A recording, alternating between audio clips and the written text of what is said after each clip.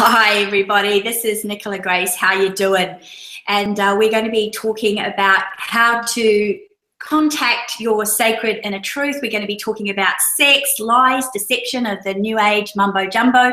And I was going to be joined here with Janine, Seymour, spirit medicine woman, but she's been called to something very suddenly that she needs to do with our planet Gaia. As she's told you, many of you have done our things before. She's an ambassador for Gaia. So she's been called to do that. So I've got my really good friend, colleague, Leisha Jarrett. I'm just going to click over to her so you can see her face. Say hi, Leisha. Hello, good morning, Nicola. Thank you for having me. Hello, everybody. Great. And it's so exciting because Leisha and I have been talking about how clients are showing up and their lives are being ruined because they've been following false teachings. They haven't been getting the results from all the work that they're doing because they're following a false teaching, or they've been seconded into some kind of a practice or something that's made them end up with lots of entities on them. And we're going to be talking a little bit about that. So we kind of feel that this is a really good time, and it's definitely up on the planet where there's this real interesting infiltration going on in the consciousness movement. And we've got about 4 hours worth of material that we're going to try and jam into an hour and a half, and then we're going to go into question and answers at the end. But actually, while I'm talking about that, let me turn the question and answers on, and as you have them, please type them in. You see at the bottom of the video here, it's got Q&A. You click that and you've got the little stream there. So if you answer the questions as you go. If we get an opportunity to look over to see them and answer them right then and there, we will. But really what we want to do, because we have so much to download and we've got 3 transformational processes and a clearing that we want to take you through. Leisha and I are going to take you through clearing the spells out of your hormones and your endocrine system. So we want to download all of that first, and then we can go deeper into the questions. But as we go through the presentation, please ask them as you go. So I'm going to switch over to my beautiful slides that I've made, because I love visual learning, so you're not having to look at us, but there's a few people that have just joined us, so I'm just going to click over to Leisha so Leisha can say hi again. Hello, Nicola. Good morning. Yes, thank you for having me. This is Leisha Jarrett, and Leisha is a clearing practitioner extraordinaire. I go to her, and she's also a colleague of mine. I also go to her to run things by her. I go, oh, what do you think of this teaching? What do you think of this practice? So you're going to hear us in conversation sorting things out as we go.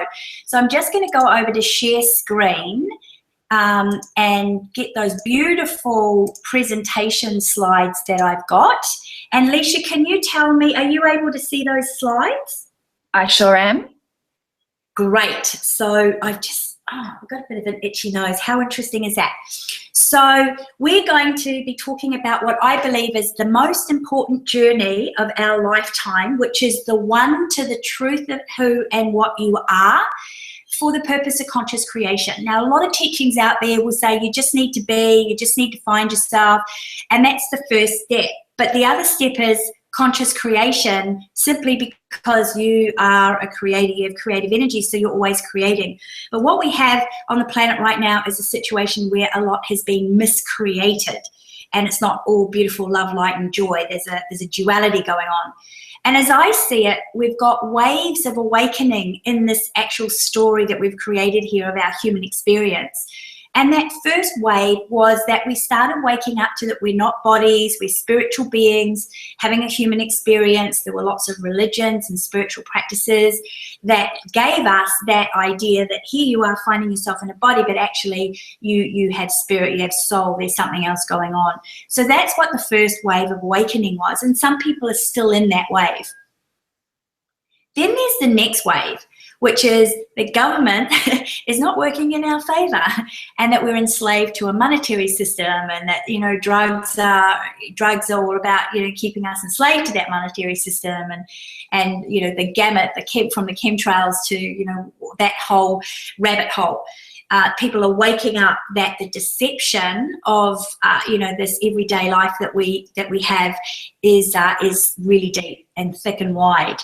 So that's the next wave of awakening. Now, within that, there's this new awakening that's occurring in our own consciousness movement, which is misleading, disempowering, and enslaving. And that's what we're going to be talking about, because, we all know about, the government and the monetary system and the Fed and all that sort of stuff. But what a lot of us don't know in our own movement is so many of the teachings are either they've been seconded and infiltrated, or they have actually been implanted for the very direct purpose of misleading, disempowering, and enslaving.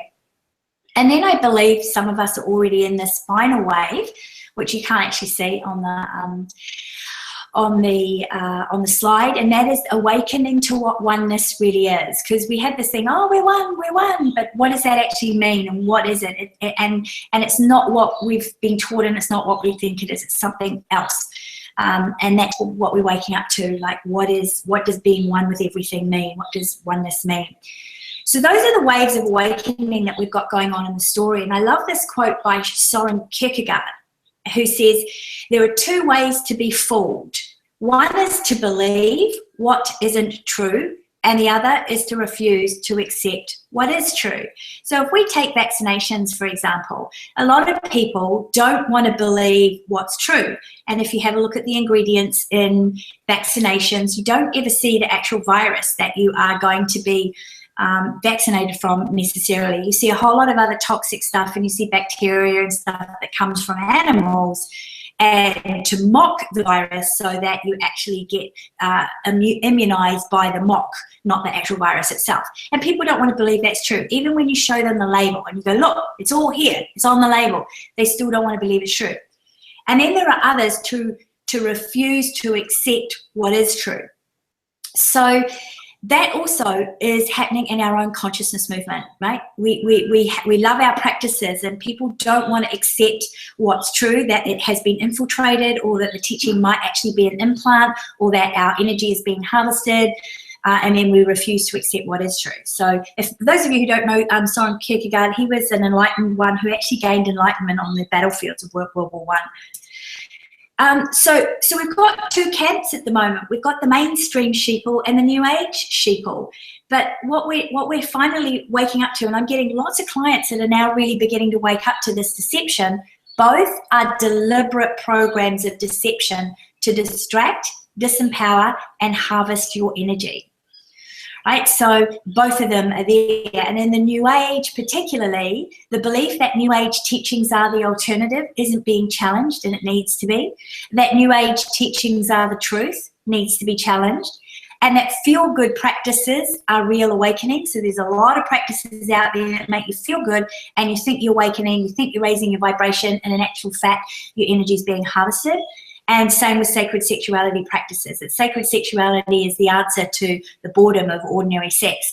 And while a part of that might be true, there's another part of it that's actually quite deceptive. So where we want you to come from in this teaching that we're doing here is that you are one with the all. So as we're starting to perceptions, as we're starting to do some of the processes, we're coming from you are one with the all. So there isn't this separation going on that the deception and those that are deceiving are out there against your victim. That's not where this is coming from.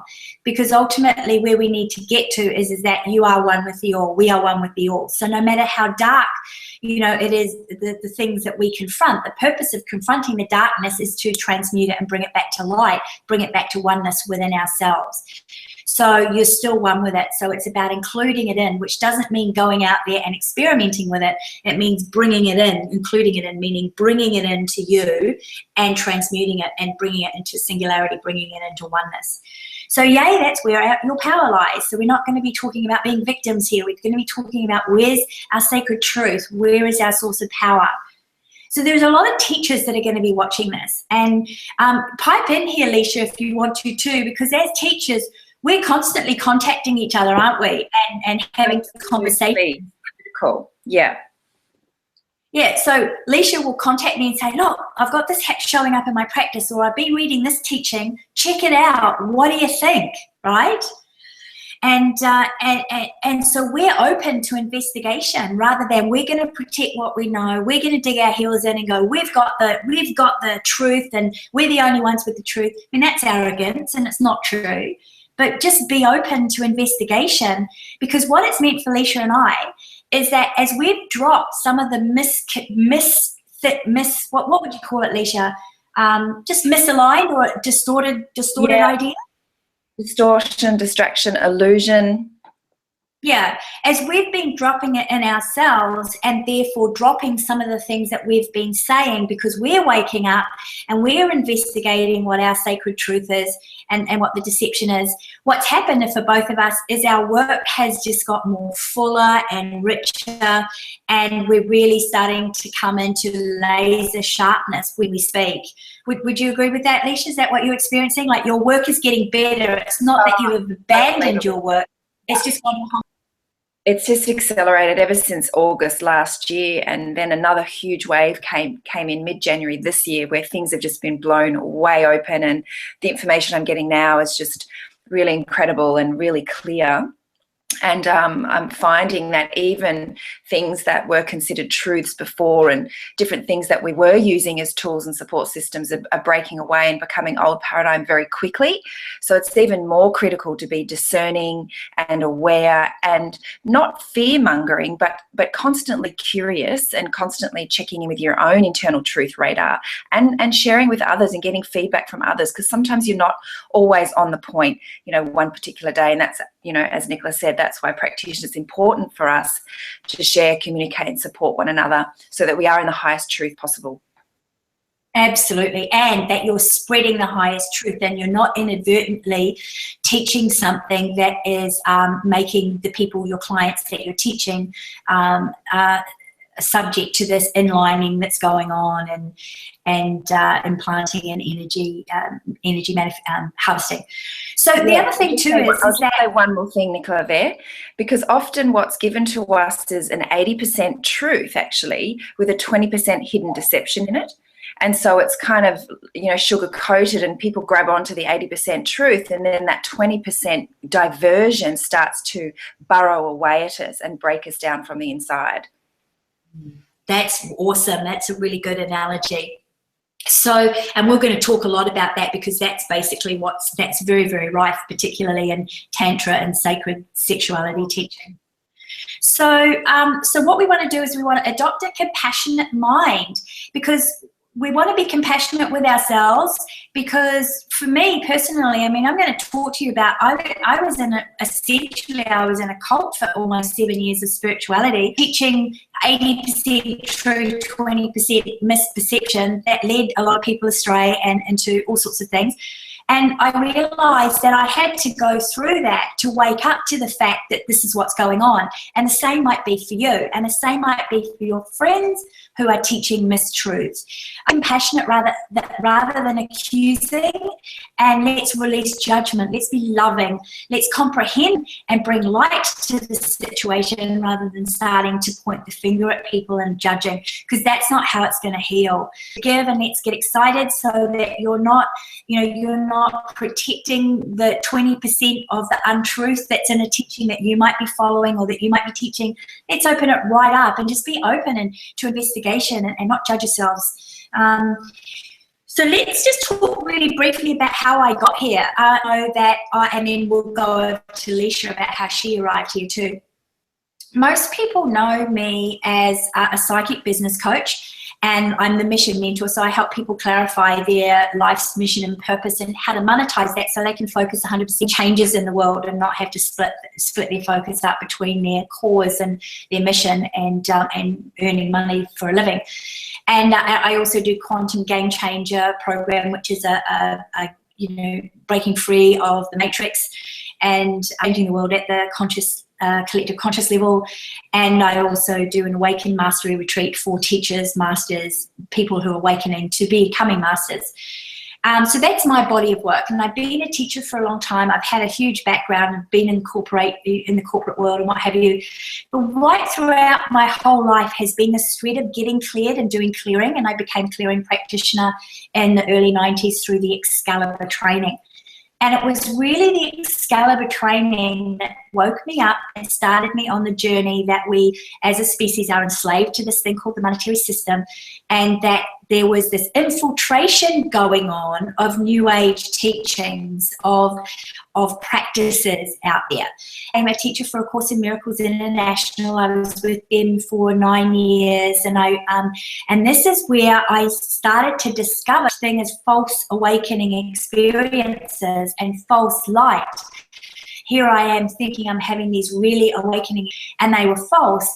And how I started to wake up from that is I just spontaneous meditation practice. It took me so deep within myself that it woke me up, and it made me look down at experiences I had and see them as implants, because what those awakening experiences were doing would touch the world, and it was more and more difficult for me to actually function in the world.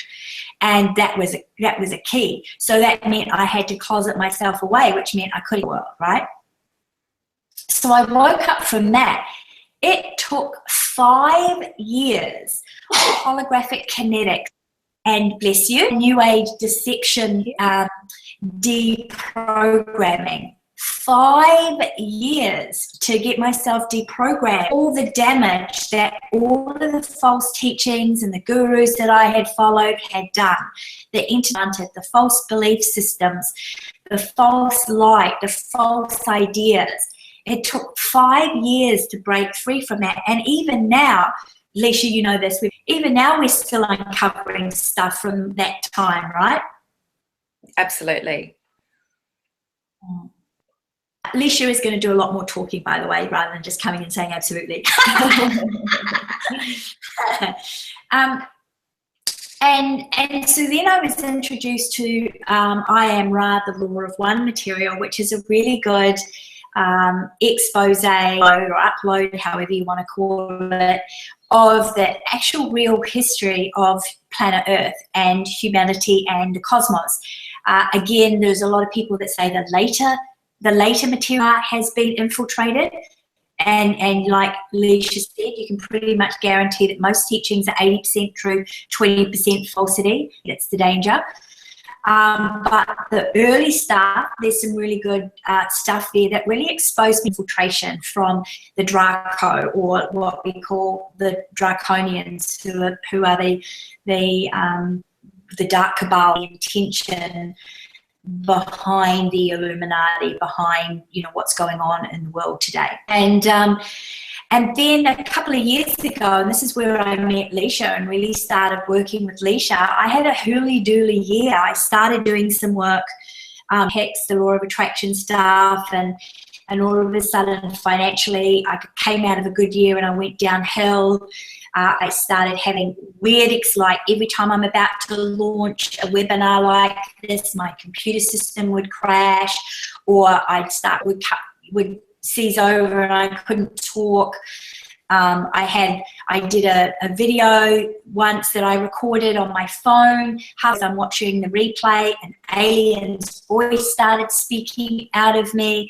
Then it turned into a man's voice, and it was my script. It was definitely me moving my mouth, but these other voices. So it was kind of like a little bit like The Exorcist, not quite as bad as that, but it drove me into the ground. And at the same time, I was working with Clay, were coming to me limping from these false teachings, from these false tantra workshops, from these false gurus, and so wounded that I really started waking up to how deeply programmed, infiltrated, and affected and controlled our energy fields are, our thought processes are. And I started a deep clearing. I did something like about 50 holographic kinetics sessions, holographic kinetics, is clearing on the hologram, not just the body, mind, and emotions, but the actual hologram. And it originated from the Australian original. So originally that clearing process was called Aboriginal Dreamtime Healing, but we don't use the word Aboriginal now. We use the word original. So original dreamtime healing, going into the dreamtime, going into the hologram, and cleaning it up of all the entities and interdimensional interference and programming implants and all that sort of thing. So then, as a result of that, I started teaching and talking about what I was experiencing and helping people deprogram, working with Leisha, talking to Leisha a lot more often about what we were discovering. And then this webinar, and it was originally going to be with Janine, but Janine got called away to do some work with Gaia, as we said, so Leisha is here instead. But I was sitting with elders at Mount Warning, with original elders, and there was one shaman there that was saying that they are having an unprecedented amount of people limping to them to get help because their lives are unmanageable, they're depressed, all sorts of stuff is going on because they've been following false teachings, getting caught up in these sacred sexuality practices and ending up with massive amounts of implanting and entities in them, and the originals are having to do ceremony to clean them up and clear them. And I said to her, well, I've been having that same experience as well, and Leisha's going to talk to you about her experience. So what I'm going to be talking about today, and what Leisha and I are going to be talking about today, is a conglomeration of what we've experienced personally, what we're seeing in our clients and what we're having to clear in our clients, and research that I've been doing over 25 years, and Leisha's been doing quite a lot of research too over the last few years, probably all your life actually, really. So that's why I've arrived here. And the shaman said to me, she said, you know, you've got to get out there and start teaching this. Because you know their job there is to hold the space for Mount Warning, because it's the mouthpiece for the whole world. So anything that gets put into that Mount Warning, gets amplified in the world, which is one of the reasons why the originals are saying, please don't go there with crystals, please don't go there and do ceremony, because they've got it covered. It needs to be in the hand of the keepers of that area, and nobody else. So she's saying you need to go out there and start telling people, because if people are teaching the lies, then they're part of the lie. And so, and if you're learning from the lie, if you're learning from these false teachings, then you're part of perpetuating the lie. You're part of perpetuating this alien implanting and harvesting of energy, and you can't escape it. So this is why, we are now at the age where the days of experimenting are over, and I'm going to tell you a lot more about that in just a moment. So that's why I'm here. This is why it's like we've got to start talking about this so people can start getting clear of it. So Leisha, why don't you tell us a little bit about your radical purgings of untruths and your journey to being here? Yes, absolutely. I won't talk too long, Nicola, about my quite long. Yeah. But basically, I'm a psychic life coach now. I'm an energetic healer. I do lots of clearing and activation work with clients all around the world, and a lot of creation work, so with entrepreneurs, visioning and conscious creation work. And I'm a divine channel. It's just a title that I use. Channel is a very misunderstood word, but I'm channeling from a high source of truth that I've connected with over many years of evidence-based connection and trust with that being and group of beings that I work with. As of course we know there's many beings and many levels of truth. So discernment I had to learn very early on. I went through a very radical and very difficult period of psychic sudden awakening in my 20s, and basically saw everything and suddenly knew lots of things about people. It was very difficult to integrate. Over the years, I managed to integrate that and was very supported by the beings that I work with from the planet that I'm from, and started doing one-on-ones. I've done thousands of one-on-ones now over the years.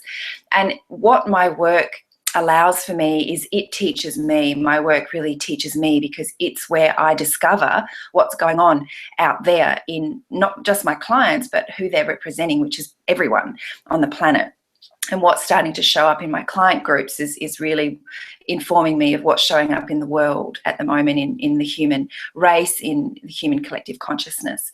And there's been this kind of sudden, if you like, acceleration of purging of untruths, is a way that we could describe it, which I noticed started to happen mid last year. It accelerated in August, September, which sent me into my own difficult period of upgrade for several months even. I was not functioning as well as I could. I had lots of energy upgrades and challenging experiences so I could expand and hold what I needed to in order to support the people that I work with. So what I noticed was suddenly my clients were getting very confused. Is this true? Is that true? And there was quite a bit more fear, anxiety, and concern being expressed about a number of things. And again, here I could talk about so many things, but I'll just give a few key examples that I think will help the listeners out understanding how rife this is. And perhaps many of you are experiencing this as well. So firstly, I started to notice that there was an acceleration in, we could say dark energy, entities, dark beings, invasive energies, and this kind of fourth dimensional dualistic phenomenon, which had started to kind of actually slow down for me in my work. And I was doing a lot more activating, conscious creating and expansion work, which, we could say is more positive, which it's really not. There isn't really negative and positive in that sense in the work. But I just noticed that. Then suddenly there was this big resurgence of every single client had entities, every single client had invasive energies, every single client had programs and intrusions and implanting. And I mean, it was absolutely out of this world. And of course, I always seek guidance and reflect on everything that's occurring in my work. And what I was told was that it wasn't getting worse. What was happening was a purging, and it did start August, September last year, and it's carrying on now. There was another acceleration that came through this particular purging phase in January. Now, what happened, I'll just bring this in too because it's important to know, that parallel at the same time, what I started to see in my clients, in myself and in the world was what my guides gave me the words soul template and soul integration, which is truth. So I started to see this, to me, it looked like a matrix. It was a beautiful image of a soul template, which held the people that I was working with, their template, their truth, what they're really here to do. What are their divine expressions and contributions on the planet? What is their real nature? What is their real learning path, etc.? And the soul integration part was integrating that truth into mind, body, and expression. So that's really where my work started to go, along with the clearings and support work, which is always part of it. So this was fascinating, absolutely fascinating. And at the same time, I was getting so many more questions from clients and expressions of real confusion and real challenge. And people were going through breakdowns.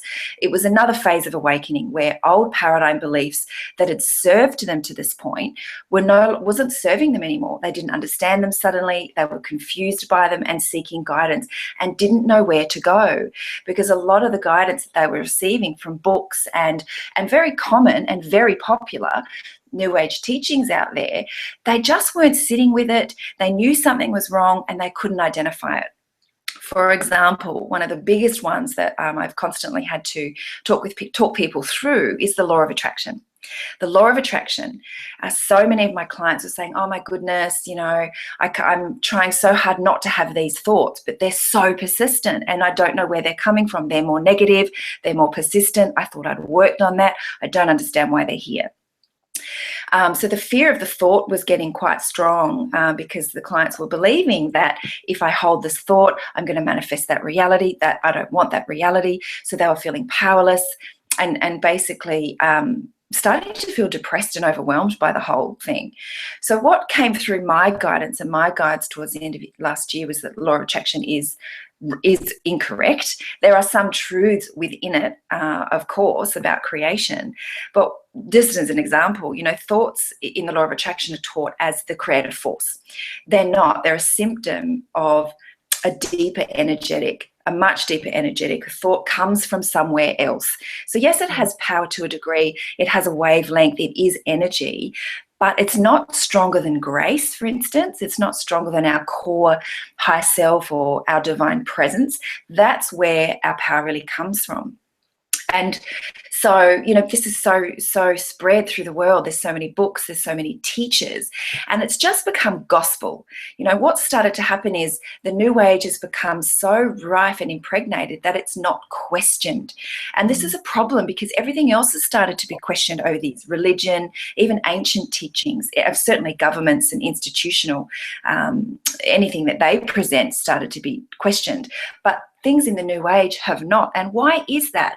Why have we stopped discerning between certain teachings and not others? That's really interesting to me. And what that shows is a level of assumption and deeper, much trickier deception. So really, really interesting. So law of attraction doesn't allow people to work with grace, with divine plan, and with their divine power that is way beyond what any thought can ever do. So you can have a negative thought and not create that or manifest that. And so that has to be rewritten. And I could talk about that for hours, but I won't. I'll just give you that little seed. If any of you are still really onto the law of attraction and using that material, I just encourage you to be discerning and really sit with what you're working with. Yeah. Absolutely. Do you want me to continue, Nicola? No, that's okay. We'll go on to the next slide because basically, guys, we've got about 5 hours worth of material here. And we're going to try and squeeze it into 2 hours so that at the end we've got at least half an hour to answer all your questions. As you've got questions, please put them into the question and answer box. I can't see them at the moment because I'm on the slide presentation, but we will get to them and we're going to move forward. But on that note, it was actually a CD of Abraham Hicks that I used to, and I don't want to point fingers or anything like that because I'm sure they believe that they're doing a really good thing. And like Alicia said, 80% truth and then there's 20% deception. That was the beginning of my hooly-dooly really bad year, and I just kept doing it, doing this particular vibrational video audio that they had, and I ended up having to go and get deprogrammed from that and get that vibration lifted out of my energy field because it was miscreating. So we need to activate our bullshit detector so that we know that when something happens or when a teaching's coming through, we can go, bullshit. So we're just going to take a great big huge deep breath in and then just release it slowly. And I'm going to take you through a process of connecting you to your resonance. So we're going to slow the speech down, slow the thoughts down. And bring your attention to what I call the heart-soul connection, which is there's this energy that starts at the thymus, so that's the middle of your chest, to the solar plexus. And if you just put your hand at the bottom of the solar plexus and the thymus there, just to get an idea. So that space there, like this lovely circular energy, spirally energy just in there. And you want to start focusing on the core of that, so the center of that circle inside your body. And I invite you to place a figurine of you, or a figure of you, which would be you sitting in the lotus position, not a Buddha, not an idol, but you. Because that's going to give your mind, it's just going to give your mind something to focus on, right? So that gets the mind to just focus on something there. And you just focus on that image of you in the lotus position. Inside your chest cavity, inside your heart energy. And then as you breathe in, imagine that figure going deeper into you, just a little bit deeper in.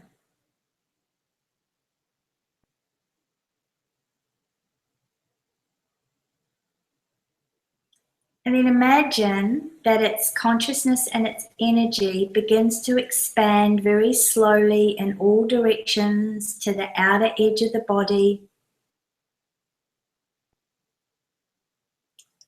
And then beyond the body by about 1 or 2 feet, very slowly.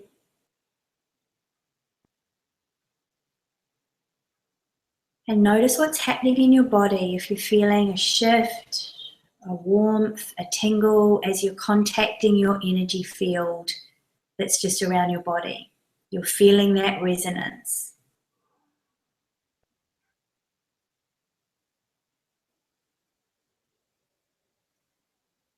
And then bring your focus back into the middle of the heart-soul connection area that's deep within that circle. And we're just going to place in there, I am returned to receptivity of original truth. And that's going to be enhanced as we go through. Alicia's going to take you into a very deep hormonal experience with the endocrine system on that. But for now, we're just going to go, I am returned to receptivity of original truth. Right, and your bullshit detector is now turned on. So you're really welcome to question everything we're saying.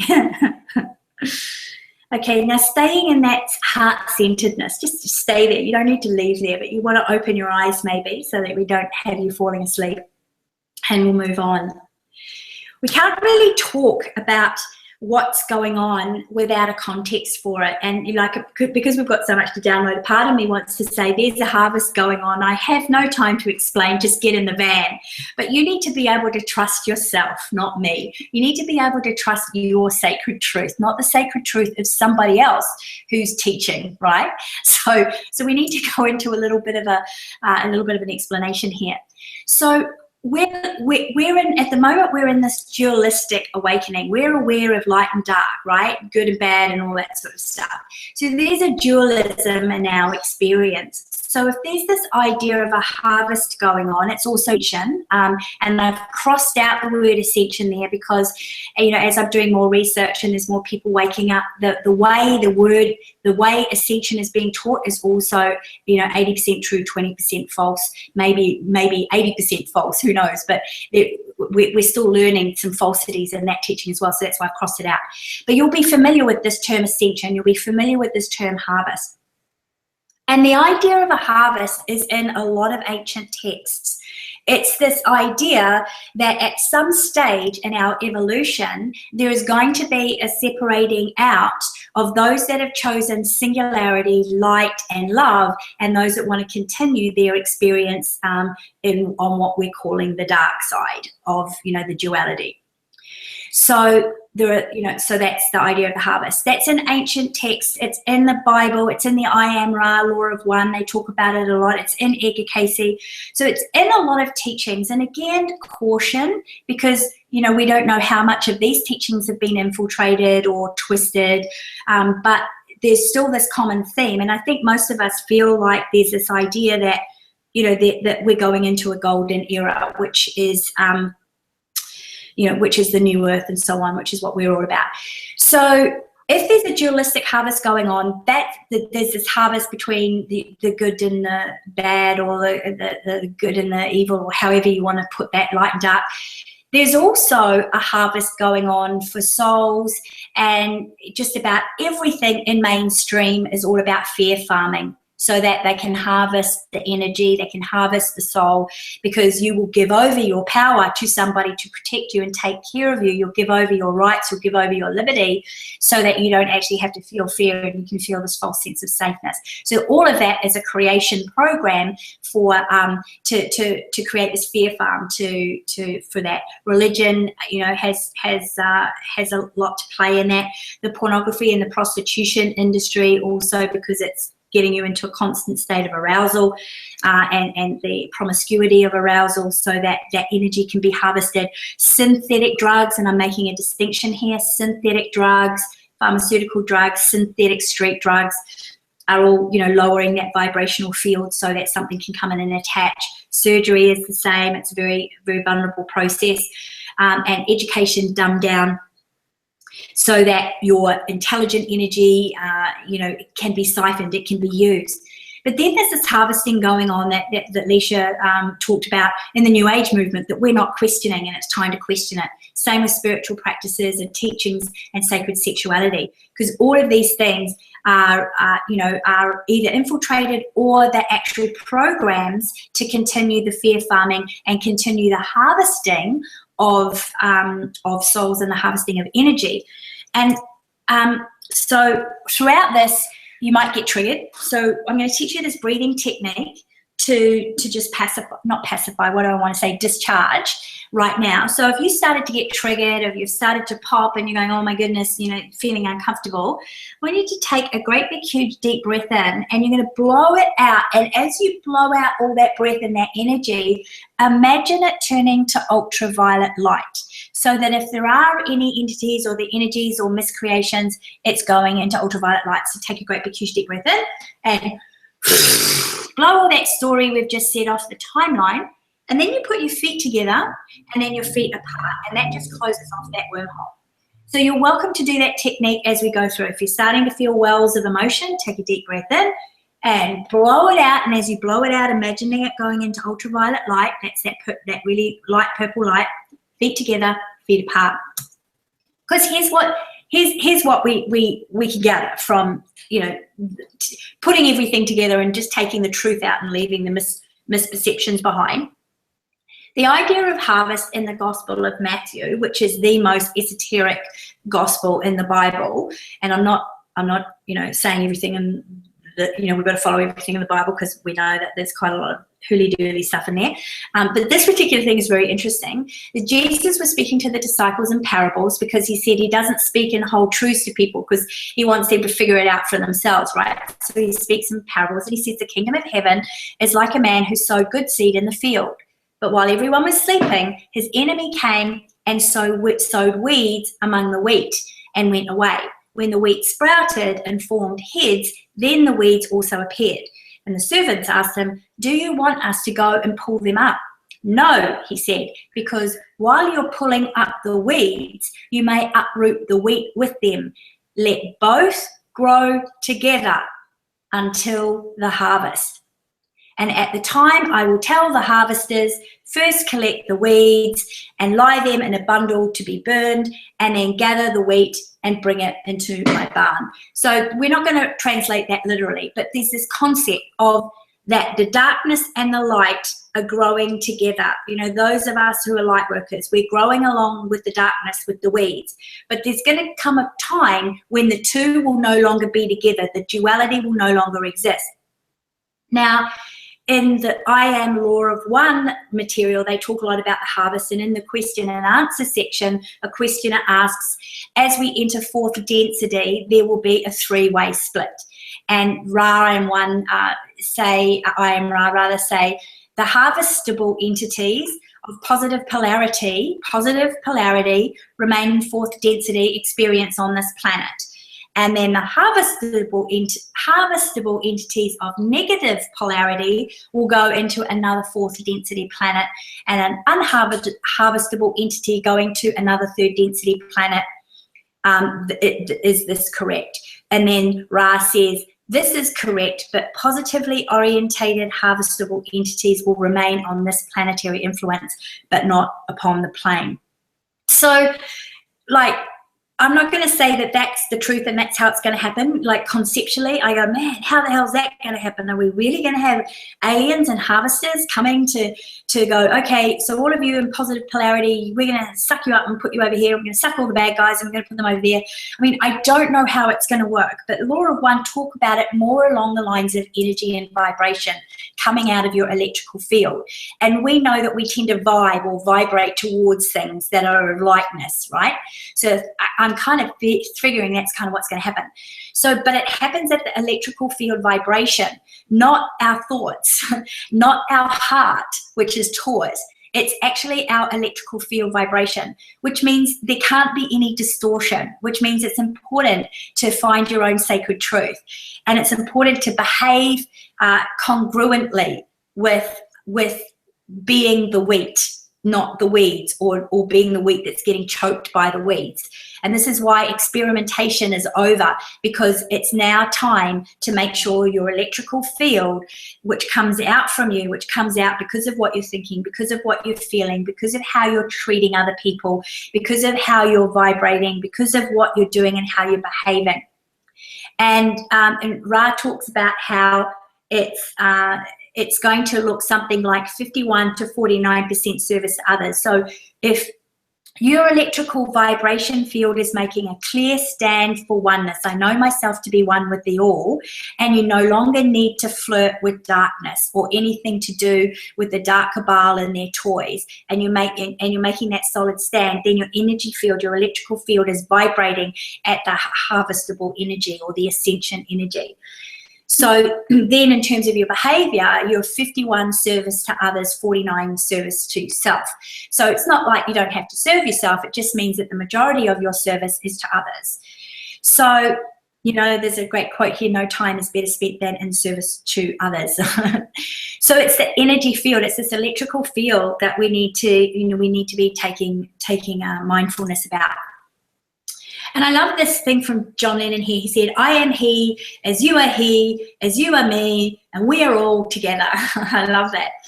And the law of one states it, you are everything, you are every being, every emotion, every event, every situation. You are unity, you are infinity, you are love, light, love, you are. This is the law of one. So when we said right at the beginning, you know, we're talking about the dark Kabbalah entities and energies, remember that you're all of it, but not you, the body that's there. You in your entirety is your wholeness. You are all of it, which is a good thing because it means you can start waking up other aspects of yourself, right? Awesome. So, Leisha, do you want to start talking about what you've noticed about clients that of the Pied Piper programs and what sort of programs you're seeing in your clients that you're releasing them from? Because what I'm seeing, just before I hand it over to you, what I'm seeing is that these New Age teachings, especially in sacred sexuality, they're gathering mobs and they're gathering followings that start taking on cult-like qualities, right? And then they're rounding them all up like the Pied Piper and entrapping them. And it's coming through bliss programs, right? Through false awakening programs, arousal programs, false light, sublime programs, pleasure programs, good, bad, desire programs, orgasm programs, and reward programs. You're going to get rewarded if you come to us. And it's misleading the whole village and the consciousness community so that the harvest is very small. And the dark forces are going to get to keep their slaves when they go over into their density. Yeah, definitely. That's a huge area that's actually kind of just gone through the roof in recent years, because a lot of people are looking for a quick fix or a pleasure sensation to give them relief from challenges and unpleasant sensations that they've been experiencing through the awakening and the confusion.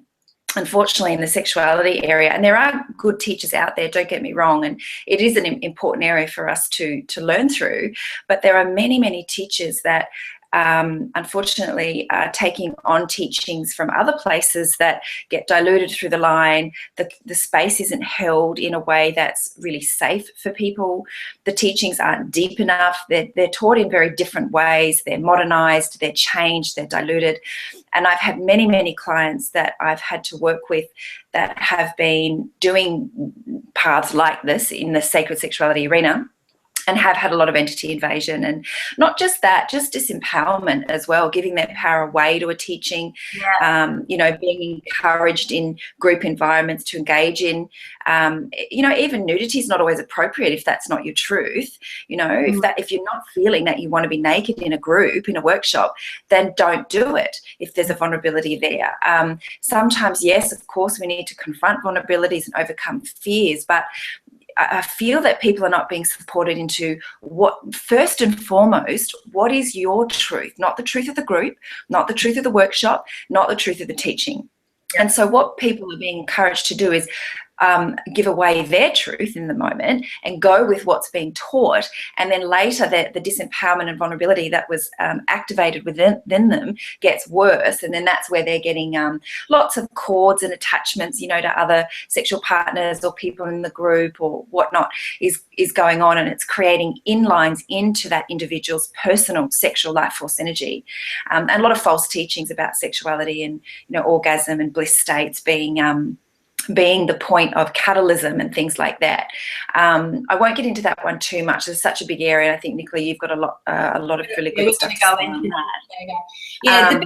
I will share one other one, though, that I think is really, really important as well, is this absolute epidemic across the planet of chronic fatigue and chronic illness has gone through the roof with women, men as well, adrenal fatigue, thyroid issues, chronic fatigue that can't be diagnosed. And a lot of light workers and conscious individuals, those that are expanding, are having tremendous difficulties with their physical health. And one of the New Age teachings around the body says, you know, what does my body need? Ask your body what the truth is. You know, there's this huge New Age teaching, my body always knows, the body never lies. And there is wisdom and intelligence in the body, of course, but what the truth of that one is that the body's in service to us. The body has its own consciousness. It is a body vehicle in service to us. And the us, of course, is our spirit, is our divine truth self, a higher self, or whatever you wish to call it. So, because I went through this too, I had chronic illness after chronic illness. And eventually I got this teaching from my guides that said, stop giving your power away to your body. And I had to go through a whole reclaimment of truth and reclaimment of governance over my own body vehicle. And I had to stop saying to my body, what do you want and what do you need? Because the body will speak to you through its own fears, through its own invasive energetics, through its own addictions and lower aspects of consciousness, because it does have its own consciousness and it can be out of alignment. So that was a huge one for me that I had to work through, de-raveling and coming back to my truth. It's all about coming back to your power and your truth and wading through this very complex environment that we live in and all the different teachings that are out there. Yeah. And I would say don't follow anybody. I mean, you know, like I've been with a guru. I sat with a guru for 7 years. I've been with other gurus as well. It's like, don't follow anybody and don't follow any teaching. You know, use the bits of them that are true and what have you to get to the next step. But certainly we're going to talk a lot about inlining as we go, because certainly be aware of this. Certainly be aware of the Pied Piper, because it is an energy of beings that are they kind of like put spells over people and they get this bliss dust over you. So you go, oh, I'm feeling blissful. Oh, this is lovely. And then you go, this must be the truth because I'm feeling good. But that's the hook. That's the woman in the red dress, right? Who turns out to be the agent that's then going to clobber you and what have you. And these teachings have to be seductive to make you feel good, to make you get energy in your body so that you feel good, because that's how they hook you so they can then start siphoning off your energy. And people get sucked into it because it's filling a need based on unhealed wounding. And it's not the way to heal the wound. The way to heal the wound is to work with a professional on a one-on-one basis or in a group basis where the space is protected, you know, so that the wound can be honored and not like exposed. It's just like, no, let's just, you know, let's honor this and do it in a very sacred space. So beware the Pied Piper, because in the story of the Pied Piper, if you know the story, the Pied Piper led all of the villagers into a cave where he entrapped them and then enslaved them. So that's what's going on in the consciousness movement right now. It's been going on in the mainstream, you know, movement for a while, but the consciousness movement as well. So remember that we're one with everything that we've just been talking about, and that's where our power lies. We're not disempowering you. So what we're needing to do is reclaim the sacred truth. And where it started unraveling for me is I started asking the question, who does this serve? Who does this teaching serve? And if this is an orgasmic practice or an energy practice or a yoga practice that's raising Kundalini energy or anything where energy or electrical current is being raised, who is that serving and where is that electrical current going? Because a lot of practices that have this electricity generation, the teaching is actually an implanted teaching to generate electricity to run the very beings that are controlling this planet. So you don't want to be doing that anymore. You want to get to the real erotic energy that's within you. The electricity is just the woman in the red dress, so to speak. So let's start asking these questions. Who does this serve? Is there another agenda being served here? Who does this electrical current or energy serve? Where is this electrical current energy going? And then, you know, it's like, is this raising my electrical field or is it draining it, right? And electricity isn't the way to measure it. If you're feeling electrical, you go, oh, this is raising my vibration. It's like, not necessarily. because excitement is not a measuring tool, because excitement can be manipulated. Not only that, it can be implanted. You can get excited for something and end up down the path of ruin. And I'm sure we've all had that. We get excited about an idea, excited about a purpose, and then we follow it, and then boom, it's like, we get a broken nose or something. So ask these questions, which is what we're going to be doing going forward. And then, reclaiming your sacred truth, because it's about conscious creation, not unconscious miscreation. So we're actually 3/4 of the way through the first hour, or 50 minutes through the first hour, and when we should really have just done all of this in 20 minutes, Leisha.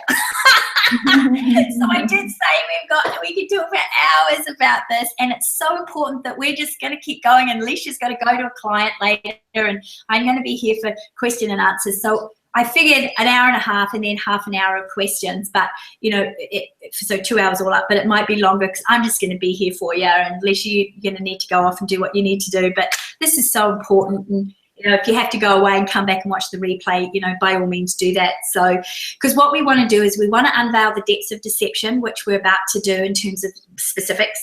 We want to reveal the one source of energy that's being used for human enslavement, so that you don't get caught up in that and you can remove yourself from that enslavement program. We want to facilitate a majestic awakening to the pure truth that dwells within you. We actually already started that process. We're going to go deeper into the heart-soul connection. Leisha and I are going to help you remove spells within the hormone system, which is the endocrine system, is what governs the hormone system, that are making you vulnerable to matrix diseases and false teachings.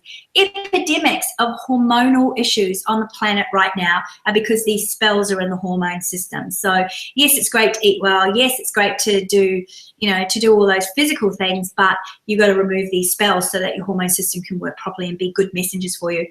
And then we're going to begin to restore the ancient memories of your sacred divine nature, which is just basically an activation to help you start to have revealed within you your secret sacred teachings of true Tantra. Tantra is union, which is the oneness, right? It's not sex, although there are ways that you can use the lovemaking to, as part of it. It's just not it in and of itself. And then all of you are going to be asking, oh my goodness, how can I unplug? How can I get rid of more? How can I get rid of the deception? How can I get rid of the implanting, the inlining? How do I know if I'm implanted and inlining? So towards the end, I'm going to show you how you can work with Leisha and I. We've put something together that's going to be really inexpensive for people, because we need numbers, we need volumes of people deprogramming and unplugging from this matrix and starting to wake up the dark force to oneness, so that our energy field is right for, being in the right, new earth as we move forward into that golden era. So I'll talk about that, and then we'll open up to question and answers. Once again, if you joined us late, if you have any questions as we go through, put it in the Q&A box there. So you'll see a little icon below the video that's got Q&A. And at the end, I'm going to open that box up and we'll go through it systematically until all those questions are answered. So let's unveil the depths of deception. So first, in the New Age, well, firstly, the New Age is got all these lovely teachings that make you feel good, but that really they're just judgments as well too, and they're really false. Like the universe provides, it's not meant to be, surround yourself in white light, there's no right or wrong, good or bad, everything's okay, it's just your stuff, we just need to be, right? So all of you've heard them all, and you've probably said them, I have. So let's ask these questions. Well, who do these sayings serve? Who does it serve for the universe to believe the universe provides? So in the idea that the universe provides is a separation. There's you and there's a universe that's giving you something. So you're in separation. But who does it serve for you to be in separation? And is there another gender there, right? Because the truth is that the universe is what has been created. And in fact, it's a multiverse, not a universe. It's a multiverse. There's multiple verses out there, but they're all at the subatomic level. Obviously, we're all one, so that's the universe. But that's not the creative force, right? That is what has been created. So if you're asking something that's being created to provide for you, you might get something back that you didn't really ask for, or it's a bit skewed. And the other thing about that too is that Oh my goodness, I just lost my train of thought. I just got wiped. Just give me 2 secs. Yeah, it's like you don't know what you're going to get back. I notice that people that say the universe provides, most of the people that I know of, in fact, everybody that I know of that uses that, most of them are just over the poverty line, and money always just shows up in the nick of time, but abundance isn't there financially, so they struggle. So I'm questioning, is the universe really providing for you? So we're going to question that. It's not meant to be. Oh, if it doesn't happen, it's not meant to be. When you understand the depth of deception, isn't that right, Leisha? The depth of deception, the depth of the ruse, you know that there's too much interference going on, that sometimes things don't happen because they've been sabotaged or they've been interfered with, not because it's not meant to be. So you've got to be very careful there. Surround yourself in white light. Ask this question in a dark room when you turn the light on and it's a white light and the windows are open and everything's open. What gets attracted to it are moths, bugs, and insects, right? So you surround yourself in white light, and this is what a lot of light workers experience, and all of a sudden they start attracting darkness, they start attracting narcissists, they get involved in relationships with narcissists that beat them up, energetically or psychologically. So it's not white light you want to be surrounding yourself in. You want to be expanding from your inner core self, right? Expanding from your being, because that's the truth and that's where nothing can touch you and that's where you're invincible. And if you're working with light, work with ultraviolet light, because as you know, ultraviolet light, you get those ultraviolet lights from the hardware store, and anytime any bugs come near them, they get zapped, right? So ultraviolet light is a zapping transmutation light. That's the light you want to be working with, not white light. This one's a good one to say, there's not, in this one here, Leisha, if you've got anything to add to this one, this idea that there's no right and wrong and there's no good and bad, everything's okay, it's just your stuff, right? Oh, you're triggered, so you're judging, and you're being righteous. Now, ultimately, there's some truth in there. But what happens in a deviant mind, or a mind that doesn't want to take responsibility, or a mind that's really susceptible, is that it gets used as an excuse to harm somebody or to continue with a practice that's self-harming or harming others. So, oh, there's no right and wrong here, so I can do this, and I can, and there's an unconsciousness. You don't understand the damage that's being done to yourself because you get being harvested, or the damage that's being done to yourself because you're causing a karmic balance. If you're harming somebody, or actually harming another aspect of yourself, you're going to have a karmic balance, which means you're going to experience the other side of that. So that it's not kind of like where we really need to be, because if there's this idea that the harvest is going on, we actually need to make a stand for something. So who does it serve to have a bunch of conscious people accepting what is, not saying that it's okay, in fact it's off, and not standing for something and just going, oh, you know what, it's just all okay, where there's light there's dark?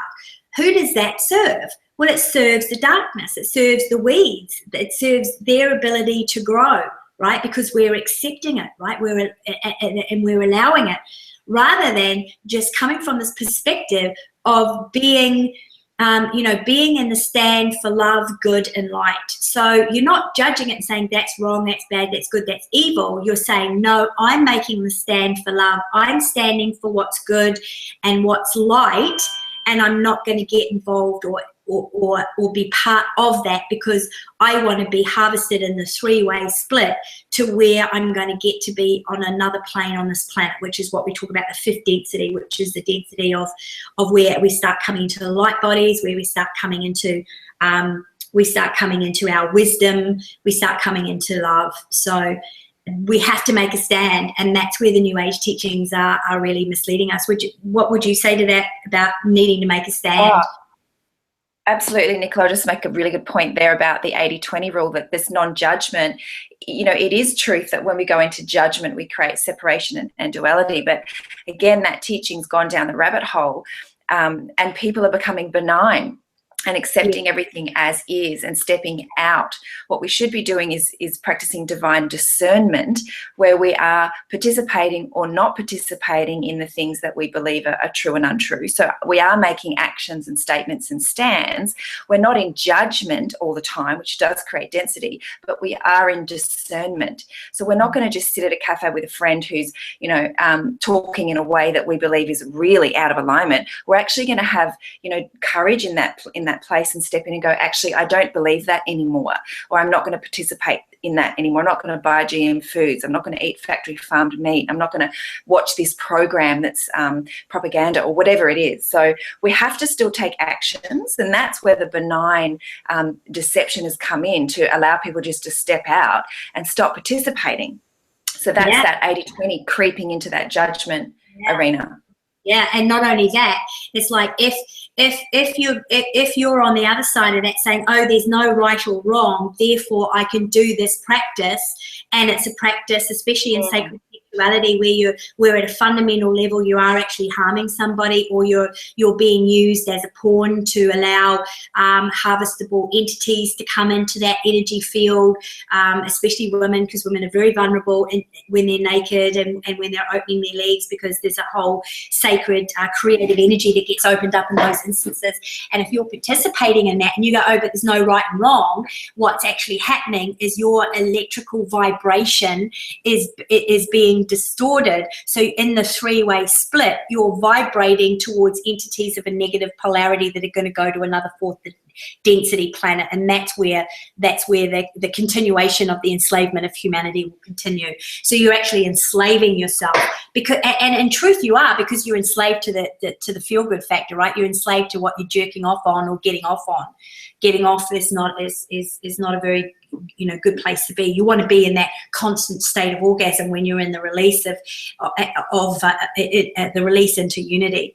But we'll talk about that when we get to sex. So the bottom line is, we're supposed to be making a stand to strengthen our electrical vibrational field. So it's not about judging that to be good, bad, right, wrong, or evil. It's about judging for yourself where you stand, not where the other person stands, right? Where you stand. No, I'm making a choice for love, good, and light, and I'm not participating in that because it's going to distort my energy field, right? And I'm going to end up being harvested on the wrong side of the planet, or however it's going to work.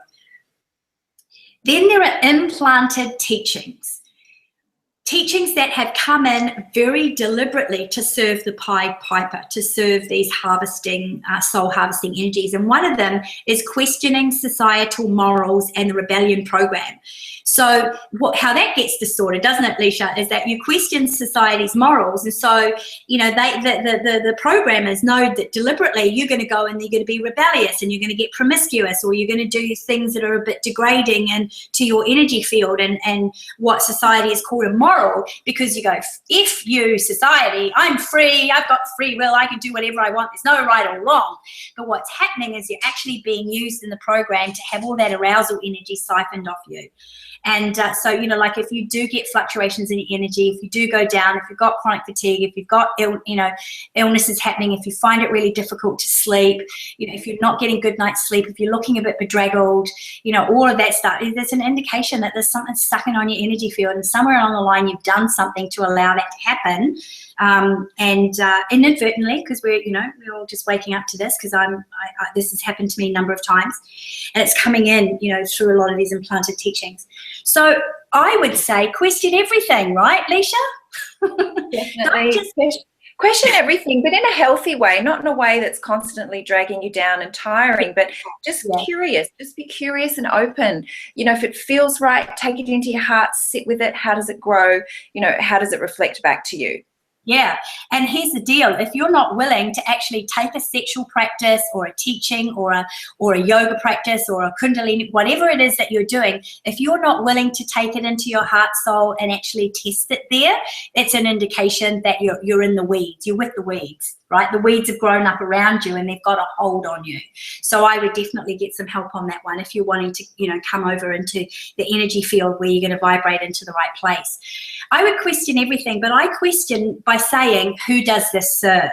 So Who does it serve for me to rebel against society's morals? And is there another agenda being served here? Because some of those morals are there for a really good reason, but you want to come from it from your actual truth, not from because society says that you should do it. And other society morals are there because they're implants to actually, you know, keep you down and keep you small. And so we're going to, you know, sort the wheat from the chaff here by asking this question, well, who is this serving? And as Alicia said, taking it into the heart. The other one, which is really big, that keeps people in perpetual singledom, is this idea that you have to be whole before you join in holy union with the other. So 2 wholes make a whole instead of 2 halves making a quarter. And, you know, like there's truth to that. Again, 80-20, there's truth to that. But don't let that keep you out of loving somebody if love comes knocking at your door, right? If love comes knocking at your door, Alicia, say embrace it, right? You know that. Yes, most definitely. This is an interesting one because there's another teaching out there that says you can't be loved by another unless you love yourself, and you won't attract your soulmate or your divine partner until you're fully resolved within yourself. And it just simply isn't true. We journey with others to get to self-love. We journey with others to expand. We don't have to be perfect before someone arrives. We do it together. They come in based on our divine plan, based on our higher self's direction, by grace, a lot of other factors at work for us. Beautiful. And the other thing too about that is this idea of self-love. Oh, you have to love yourself, and it's everywhere, especially if you're on Facebook. So love is separate from you, and that's not true. You are love. So really when we fall in love, we actually fall into love that is already there in you. We're not falling in love with the other person. We're falling into the presence of love. So it's like, it's impossible to love yourself. If you tried loving yourself, you know, and then you act in unloving ways, you'll know how impossible it is, because that's a separation teaching. It's more coming into the recognition and the experience vibratorily that you are love, right? So you don't need to love yourself. You are love. You are that. It's that I am that I am. And that's where you go. And you can get to that state of being in that state of I am love a lot faster often when you're having that real tantric union with somebody that you are in the love with and who is in that love with you. So don't use those teachings to stay in singledom thinking you've got to perfect yourself before you attract your twin flame or your most compatible soulmate. It's just not true. As Alicia said, there's a whole lot of other factors that make that come into being. Okay, cool. So let's get that story off our timeline by taking a great big huge deep breath in and blowing that out into transmutational light. Whew, blow all that story off the timeline. Put your feet together and your feet apart to close down that wormhole. And if you've got stuff coming up, just keep doing that. Keep doing that breathing technique. Before we go on to talking about the next implanted teaching, that's really important for us to know about, and I've got tingles all over my body as I'm saying this. This man called Michael Tellinger, who's an author, an archaeologist, and an explorer from South Africa, has written a book called Slave Species of God. I highly recommend you get it and go straight to chapter 17 because it's going to tell you everything. I think it's 16 or 17. As an archaeologist, he's been doing all of this research on these things called cones. So you'll see up there, top left, there's these stones with these cones. He's looked at, the Egyptian drawings of these giant beings that have these cones in their hands, and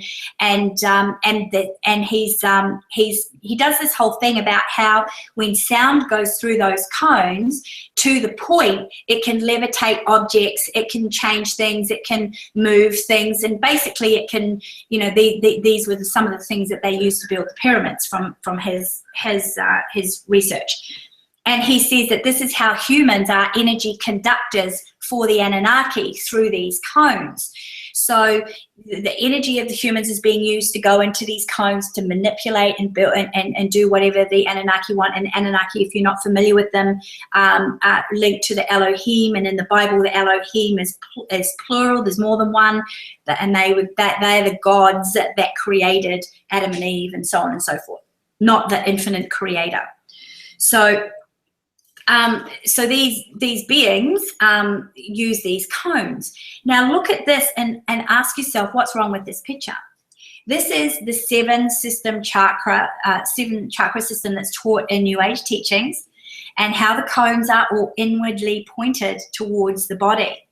So if sound, vibration, energy, and intention can come through those cones, it can actually manipulate the physical body. And I've had cancer twice, and I can tell you, I absolutely believe 100% that cancer is actually something that's coming in as a vibration. And I'm, rather than it's because of an alkaline acid in the body. I believe that obviously we need to eat well and be alkaline and all that sort of thing. That's really important because that makes us susceptible to the vibration. But this is just my belief at the moment. I'm researching it. So we're being manipulated, and this is what Michael Tellinger said. He said this is how that humans are being energy conductors. So what they're doing is they're manipulating through this chakra system, as well as siphoning energy out of the body, and that's chronic fatigue, and that's cancer. So given that, the research that I have done, I've done a lot of, watching Gaia TV, the research coming out of Graham Watson and Cody Goody and who's the other person? David Wilcox. A lot of research, George Cavasalis. And we're talking about this chakra system with the cones facing inwards is an overlay over our vortex energy. And do you want to talk a bit about that, Leisha, with the whole endocrine system? Yeah. Yeah, sure. This came through my own guidance last year sometime, where I was informed that the original or New Age, it's not just New Age, it does come from old teachings, but repackaged in the New Age of this original chakra system was incorrect. And that, parts in it, once again, are helpful to look at the different states of consciousness and the different themes within each chakras, and working on those wounds and things within ourselves can be helpful. But what I was told is that, yes, exactly what you're saying, Nicola, that the cone shape relates to the gods and the many gods of the Hindu and other faiths, and other beings jumping onto those in lines to experiment and for energies to come in and out, not stabilizing the core of the divine being itself. So that was really, really fascinating. And then what I was told was that actually the glandular system, our endocrine system, is a much better system to work with, and much more aligned to truth. And each gland has an energy, has a resonance, and that it really, they are really reflective of the, we could say, chakra system, or energetic system is probably a better word to use rather than chakra, because it's so aligned to that old teaching. Yep. So I now work with the endocrine system, and each gland has its own level of consciousness, different aspects, and is really, really important in our expansion journey. Yeah, beautiful. And there's some talk around town about the pineal gland being an implant, and so what Leisha was talking to me about is that there's an outer layer of the pineal gland that's being seconded so that they can use that gateway to the infinite for its own purposes. And when you think about it, the pineal gland produces dopamine, and dopamine is where addictions are formed, right? So it's very interesting, like that's being used and manipulated. And so, of course, we've got epidemics of addictions, and we've even got people addicted to getting their chakra systems balanced because they feel good, and we've got people addicted to sacred sexuality practices because they feel good, or it serves some kind of draconian need that they've got implanted in them, or we're addicted to all sorts of practices because the pineal gland is producing dopamine for us, but it keeps us in this system of enslavement. So what do we do? How do we facilitate a majestic awakening to the pure truth that dwells within you? Well, if we're talking about what is the energy field vibration that is around the body, and is it harvestable, i.e. is it at the vibration that it's going to gravitate and continue to make its path with Mother Earth and Gaia as she is making her next transition, then we've got to come into the heart-soul connection and really start going in there and start asking for the truth, the whole truth, and nothing but the truth. So what I'm going to do right now is and actually what I might do is I'm going to send you, we were going to do this practice, but we are so over time. What I'm going to do is I'm going to send you a recording of that practice so that you can do that. I think that's probably better, because we really want to do the healing of the endocrine system spells, and that's going to take a bit of a moment too. So we're going to skip that, and I want to keep my promise so that you will have that experience, and I will send you something later today, so that you can do that. And it's good to do that too, to be quiet, because we're going to keep talking afterwards and you're probably not going to want to talk. So it's probably a bit ambitious to have that slide there. So then there's the misleading practices and ideas about opening your heart chakra, opening your crown. Well, if you're opening your crown chakra and you're opening your heart chakra of the Atlantean implanted chakra, who is that going to serve to be open? And what's going to come into that opening? Is there another agenda there? Who does it serve, for the electrical current and the energy surge that you get when you feel good afterwards? It's the same with downloading and pulling in and calling in. What else are you going to call in? And I know with Leisha and I, because we both have these experiences of channeling energy, more and more it's kind of uploading, or it's more and more it's at one. Would you say that? Like, it's not something out there coming into us, it's something that's merging with us. It's more of an emergence from within the self, ultimately, that you've just got greater access to. Exactly, yeah. And that's what we want to do. We want to emerge deeper into ourselves, because all the guidance that is true guidance is within us. So this idea of surrender as well, the problem with the word surrender is that it's etched into the brain from eons of surrendering to the enemy or surrendering to an invader force. So all of these sacred sexuality practices, especially bondage, which is like, it just makes you surrender. And it's like, well, yeah, that's right. But now the brain and the dopamine, because you're excited, right? So dopamine's being being produced, that's all mapping the brain for the okayness or the acceptability of surrendering to the enemy, which is what conscious movement is doing right now, right? There is so much stuff that's going on that's infringing on our liberties, and we're in this surrender to it because, it's okay, the new age is going to happen without us, or, there's nothing right or wrong about it. And then you've got these activists on the other side that are absolutely beside themselves because they're in action, but inadvertently, because they're practicing all of these other things on the other side, their energy is still being used to harvest to feed the very enemy that they're fighting. So the whole thing is a real big mess. So, it's not that we need to open. We don't need to open to anything. It's more expand. It's like expand and emerge from within. Emerge from within and expand from within, because now you're in power. You're coming from your true power source, your true creative source. You upload, don't download, sort of thing. And if you love that idea of release, because surrender, I know that idea that when you fully surrender in a sexual act, there's this beautiful release that happens.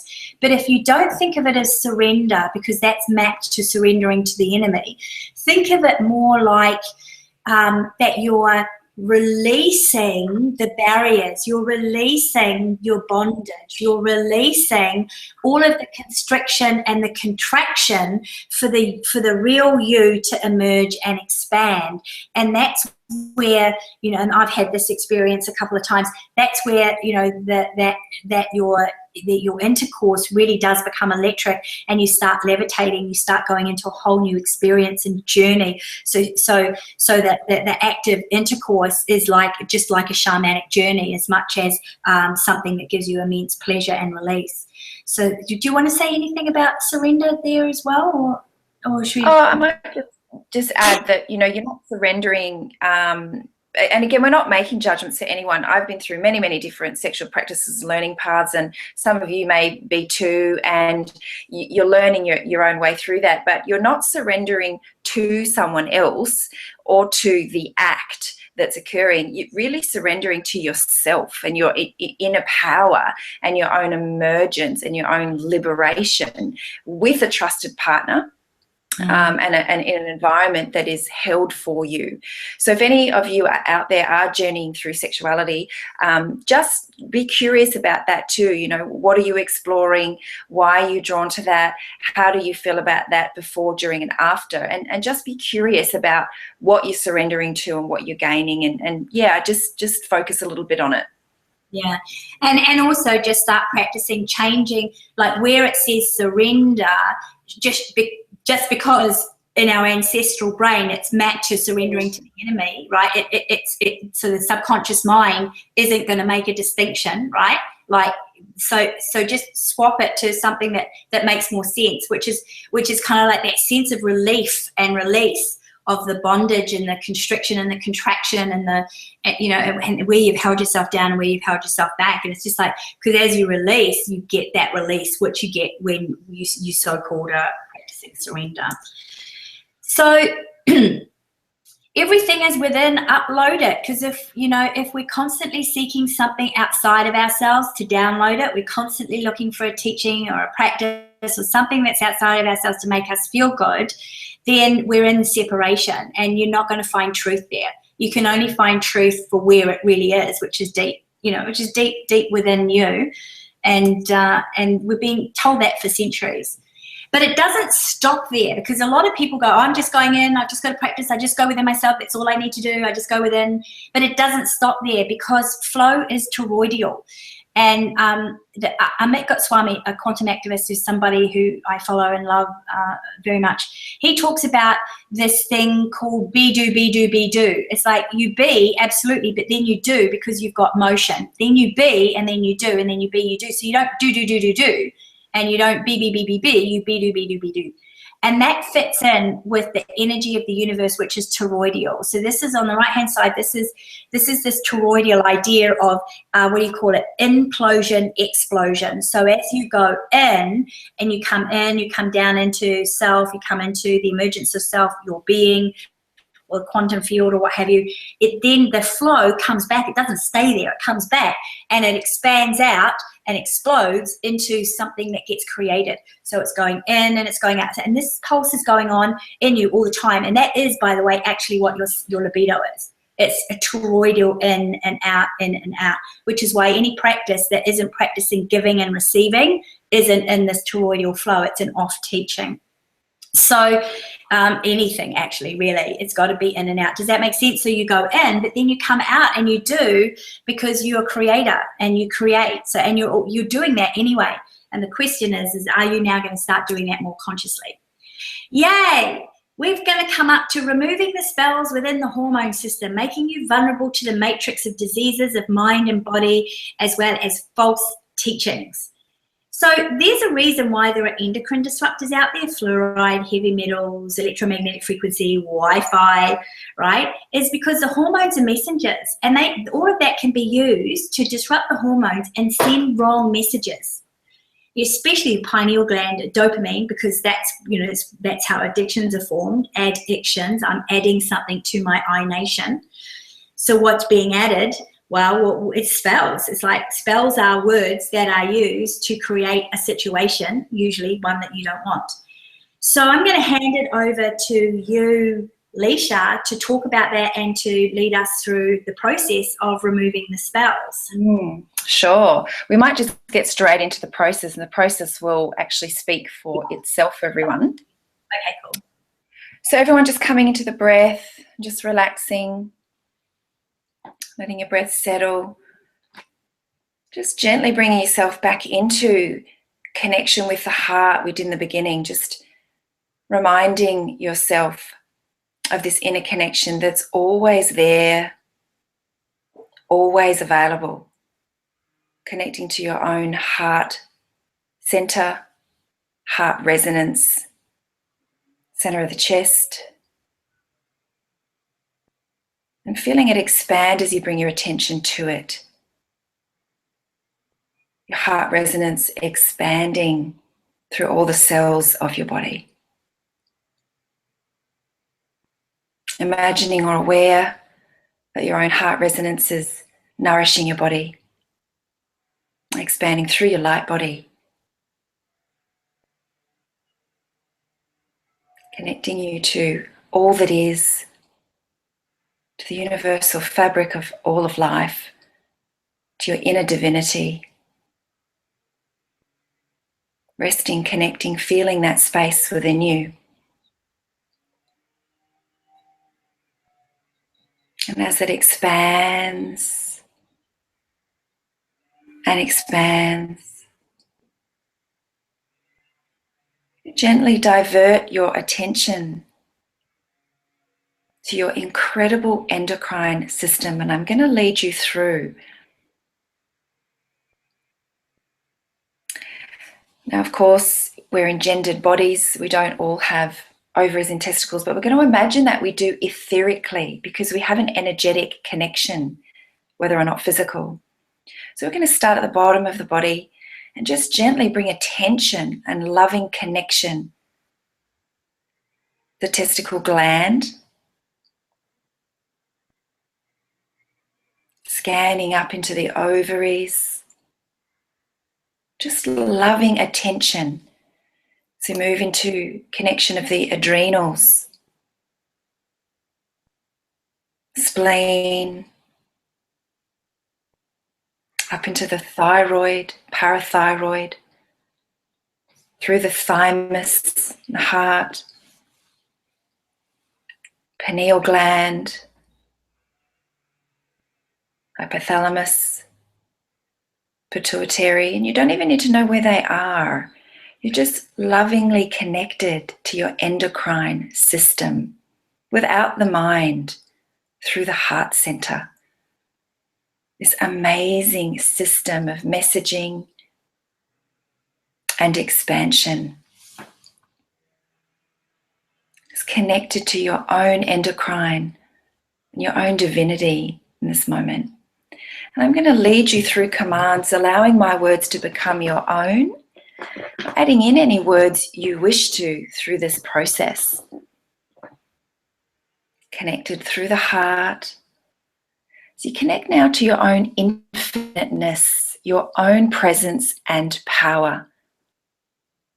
Infinite change, infinite expansion. So we start at the bottom of the body, once again coming into the physical or etheric testicle gland. As you call to your inner power, this moment, this day, knowing I have the power and right to do so. Call on my infinite presence and power to expand into and around this gland.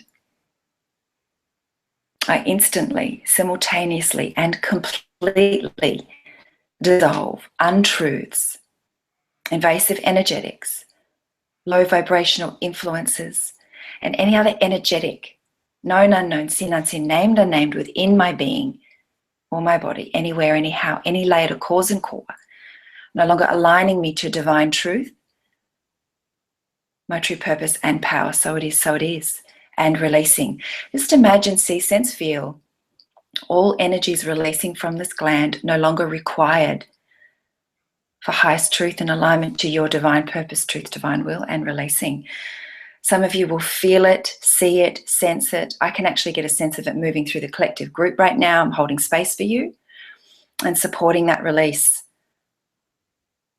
Moving up into the ovaries, it's in constant flow, connecting to your own presence and power, knowing I have the power and right this moment, this day, to relinquish, release, and resolve within my ovary glands any untruth, distortion, invasive energetic, any other energy, known, unknown, seen, unseen, named, unnamed, no longer aligning me to my divine truth, purpose, and power.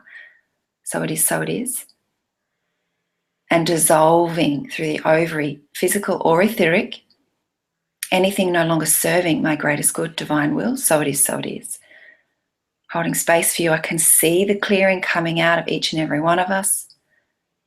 So move up into the adrenal glands. This will be a continuation. Feel what you feel. Notice what you notice. As you connect to your presence and your power, I command this moment, this day, knowing I have the power and right to do so as infinite being.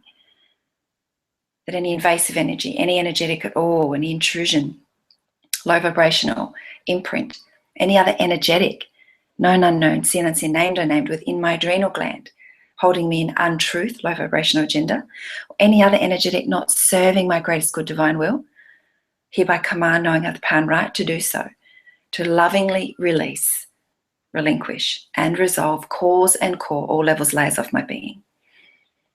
And releasing now through the adrenals,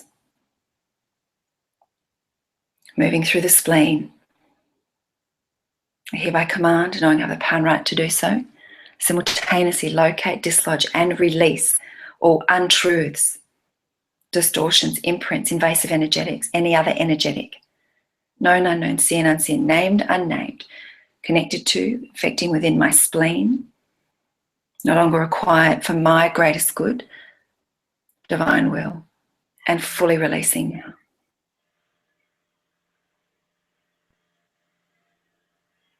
Moving into thymus, connected to the heart, high heart, in the chest. I hereby command, knowing I have the power and right to do so as an infinite being in power and presence. Any invasive energy, untruth, low vibrational, agenda, influence, imprint, or connection to my thymus gland, anywhere, anyhow, cause and core of my being, to lovingly be released and relinquished to cause and core.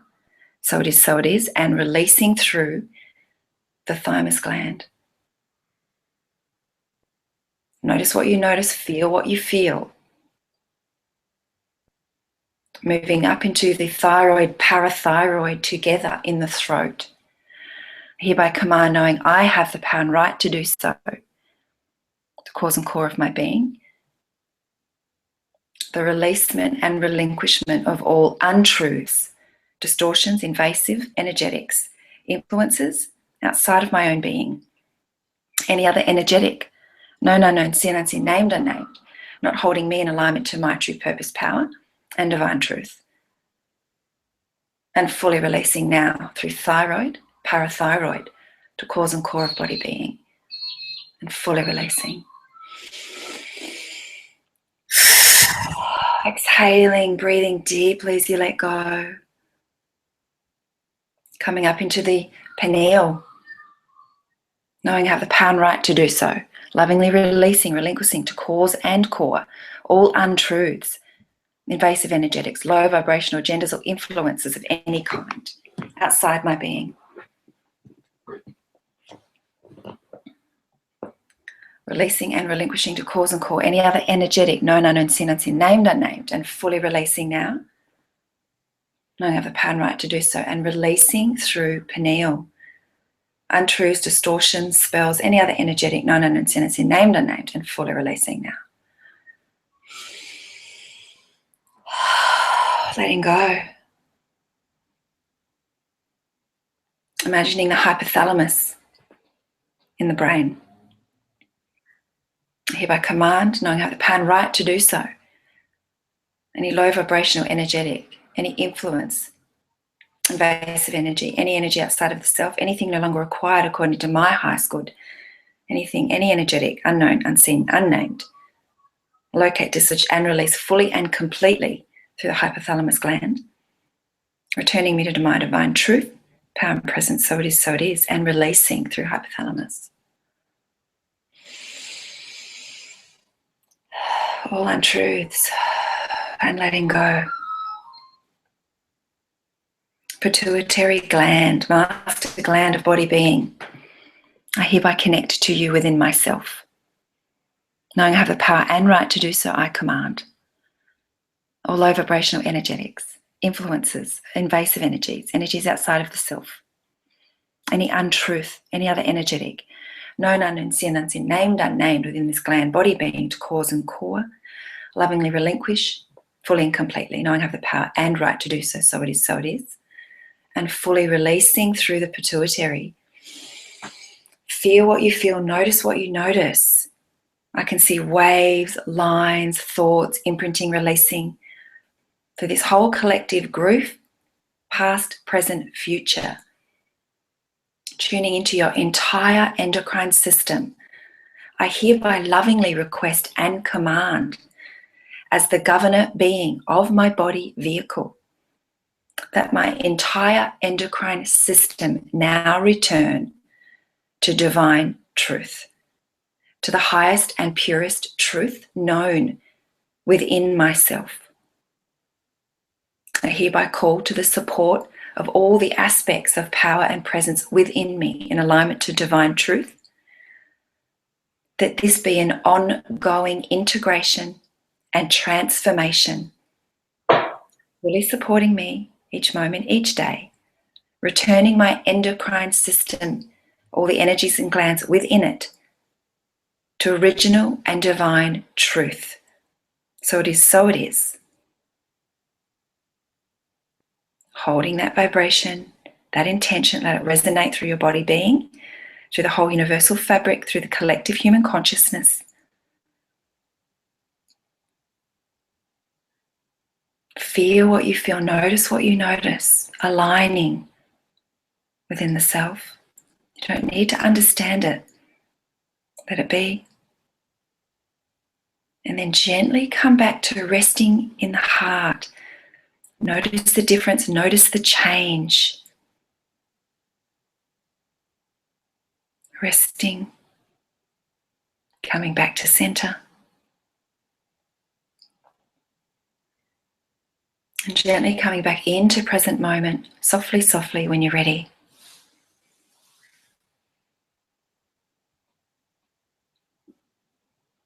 Being aware of the outer edge of your body on the chair that you're sitting on or the bed wherever you are, fully present in the body, fully integrated.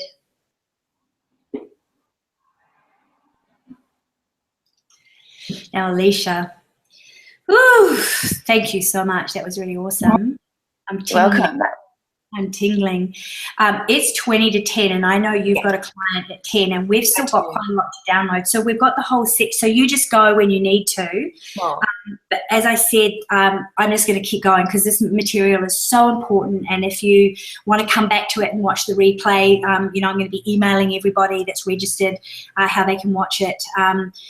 Because this is too important, and I'm going to do the questions. I'm just going to keep going until we get it all done. We are going to be talking about sex, baby. Okay, but maybe before you move on, I might exit at this point, Nicola. Okay, cool. Thank you for having me. Love to everybody, and look forward to connecting again. Yeah, sure. I'm going to be talking about how you can work with Leisha and I in a really unaffordable way in just a moment. But we're actually going to do a whole, bye Leisha, thanks. We're going to do a whole thing on sex.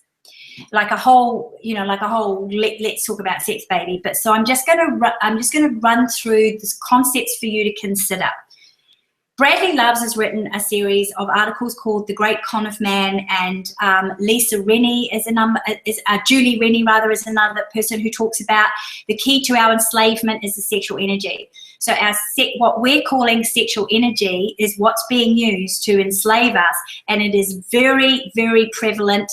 The whole pornography and prostitution industry is 100% an implant so that they can create a factory for energy to be harvested. So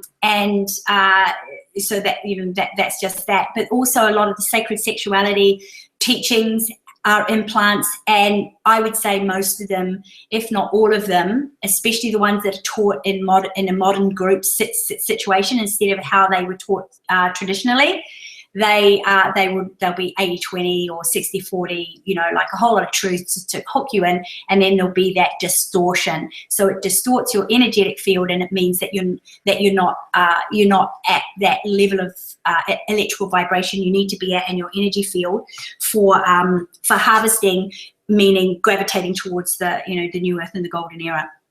So it's kind of like the battle is on for souls. So Bradley Love says, far, far deeper and far more creepy than almost any one of us can fathom, it is the worship and the feeding off of and the harnessing of the human sexual energy. And the porn industry is the worship industry. It's just all about worshiping, the body. And these days it's not even about worshiping the body, because men and women are having surgery. So it's not a human body anymore. It's a surgically enhanced body. So this is the harnessing of the human sexual energy that not only helps the magicians to enslave us, but is the power or the juice that runs their batteries. And this is one of the reasons why I say, you know, like a lot of activists out there are, you know, like they're battling against themselves and an enemy, but they're also feeding that enemy. So it's just, the whole thing is just pretty whacked. And he goes, when I say batteries, I mean that it takes an awful lot of raw energy to create and to maintain a dark, fictitious reality within the confines of the magnetic hologram. So sex is the base energy that he's saying the reptilian hybrids, I kind of think that it's coming from the Dracos who are controlling the reptilian hybrids. They're using our sexual energy, but not only this, get this, they're creating it. So if you've ever really noticed what a natural arousal is versus an implanted arousal, they can actually create arousal in you, which is what pornography does. And it's actually what a lot of the sacred tantric teachings are doing at the moment as well. They're actually creating arousal rather than the natural from infinite being arousal that you have pretty much almost on a regular basis. That's being cloaked with this implant. So they're harvesting on it and they're feeding off of it, and this is what is assisting them in maintaining their stranglehold. So a lot of people are talking about, let's get out of the monetary system and take the money away from our controllers, and it's like, great, but let's also stop getting involved in all of these practices in ways that are allowing our energy to be harvested, because this is the key to the enslavement, because this is the battery, this is the energy that they're feeding off of, because that energy is creative. So let's have a look at where the word sex really comes from. Well, according to the research that I've done, and I'm still researching this, so at this stage I'm just downloading ideas here. It comes from the Latin word sex, us, and it was first recorded in 1520. So it's a new word, relatively new word, to divide along the lines of male or female gender. So what sex are you? So it is a word of division. It's gone from sex, us, to just sex. So it is a divisive word. It divides people along the lines of gender. So when we say the word sex, we get all excited, and what we're getting excited to is division, right? Sextet. Some people say it's like sex comes from sextet, which is the sixth planet, which is Saturn.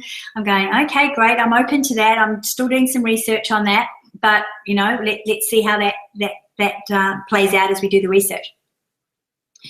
So the word has been charged, and it is charged.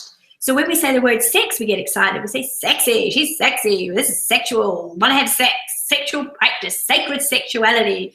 It's charged to harvest our energy. So isn't this interesting? We don't get the same charge when we say make love. When we say make love, it's like, it's like that kind of energy. But when we say sex, it's a whole other energy that goes through our body. Well, that energy that goes through our body when we say the word sex, when we talk about it, think about it, is what's feeding, you know, the weeds that are growing up amongst us and strangling our liberties. Remembering it's another aspect of ourself, which is why we can bring it home and transmute it. But, you know, that's how it is. So given that sex is a divisive word and it is a division program, using that word is used to divide ourselves to harvest the energy, right? Then there's really no such thing as sacred sexuality. There's no such thing as sacred sex, because sacred is union, sex is division, and there's no such thing as tantric sex, because tantra is union and sex is division. And if you're interested in tantra, it's just tantra and intercourse and relating, in a really, what are we going to call it now, lovemaking way, whatever we're going to end up calling it. It's just a part of this whole idea of being in union with self, and being in union with self with another who's in union with self, which means that that you're collapsing duality and you're coming into a state of oneness. So just beware of this and start asking the questions. As I said, we'll go deeper into this into another thing. So I know into another time. Now, a lot of us have been involved in practices, or we've been curious, and so there's going to be quite a lot of inlining and implanting going on. So you might be feeling a bit charged up, or you might be feeling really defensive because you get your dopamine fix from these teachings. So let's just take a great big huge deep breath, everybody, and blow it off the timeline. And allow it to just dissolve into transmutation, because remember, we're all about creating yours, getting to where your sacred truth is, and then put your feet together and your feet apart, and we'll just move on. What's really happening in sacred sexuality practices, pornography, prostitution, liberation movements, anything to do with liberation. Liberation is an implant program. Women's Lib, for example, we liberated women from the home, but we enslaved them into the monetary system. So there was no liberation. And now we're talking about liberating female sexual energy. And it's like, okay, great, but what's the enslavement that's happening because of that? Be careful of that. Be careful of people that are teaching that teaching. So, because what's happening is we're actually just being distracted. We're being taught to think about sex in terms of pleasure, orgasm, and union, and not what it really is, which is creation. Where it's the creative, it's the infinite creative that's pulsing through our loins. It's actually pulsing through our whole body, but we feel it in our loins and we feel it in certain parts of our body because there's a what do you call it, a network of nerve endings, so it feels pleasurable where those networks of nerve endings are. But it is the infinite divine, and it's actually pulsing through your body all the time. And because it's toroidal, right? It goes in and it goes out and it goes in and it goes out. So when you know that creative energy is creative, you're going to behave really differently, and you're certainly going to behave more consciously around who you invite into your body, into your world, because their consciousness is what the joint consciousness between you and them is what you end up creating. And orgasm is the release of the consciousness that's going to be created. So, one of the biggest reasons why orgasm was suppressed in women for such a long time is because male consciousness wasn't high vibe enough for it to be brought into the world. So that that's the bigger reason why women orgasm has been suppressed. So now that it's all out there and it's free and it's wild, most teachers are not teaching that what's going on in that release is unconscious creation, unless you actually start a consciousness process. And again, I'm going to go into this really, really deep when we do the sexuality. We do the sexuality webinar. Because there's a rabbit hole here. So just be wary of these. Who does this serve? Who does it serve to use the word sex, knowing that the word sex is charged for harvesting our energy, and it's a divisive word. So who does it serve? Who do these sacred sexuality teachings serve when all they talk about is pleasure and orgasm, which I'm not against? I think it's really great to explore these things, but if the teacher is not referencing that this is creative energy, and when we arouse this energy, it's being creative, and when this energy is being aroused, it's also possible it could make you really vulnerable, especially if you've got women opening their legs, because as soon as the woman opens her legs, she's got an attractor beam of energy that draws up into her womb. So any consciousness that's present in the group or with the person is going up there, and it's miscreating. So if the teachers aren't aware of that, or they're not teaching it, then what they're teaching is a false practice. It's just taking one part of a practice, and it's that 80-20 rule. It's taking one part of the practice and focusing on it because it's wanting you to get hooked to dopamine, because what they're doing is they're recruiting you to be implanted, enlined, and harvested.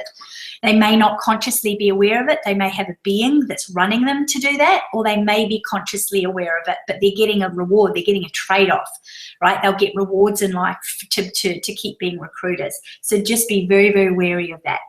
If anything is taught in an unprotected space, especially when there's nakedness and there's a group and there's no talk about keeping limits and boundaries around what's being thought and what's being expressed, because remember, this is a creative process, so whatever's going to be expressed is going to get created at some level.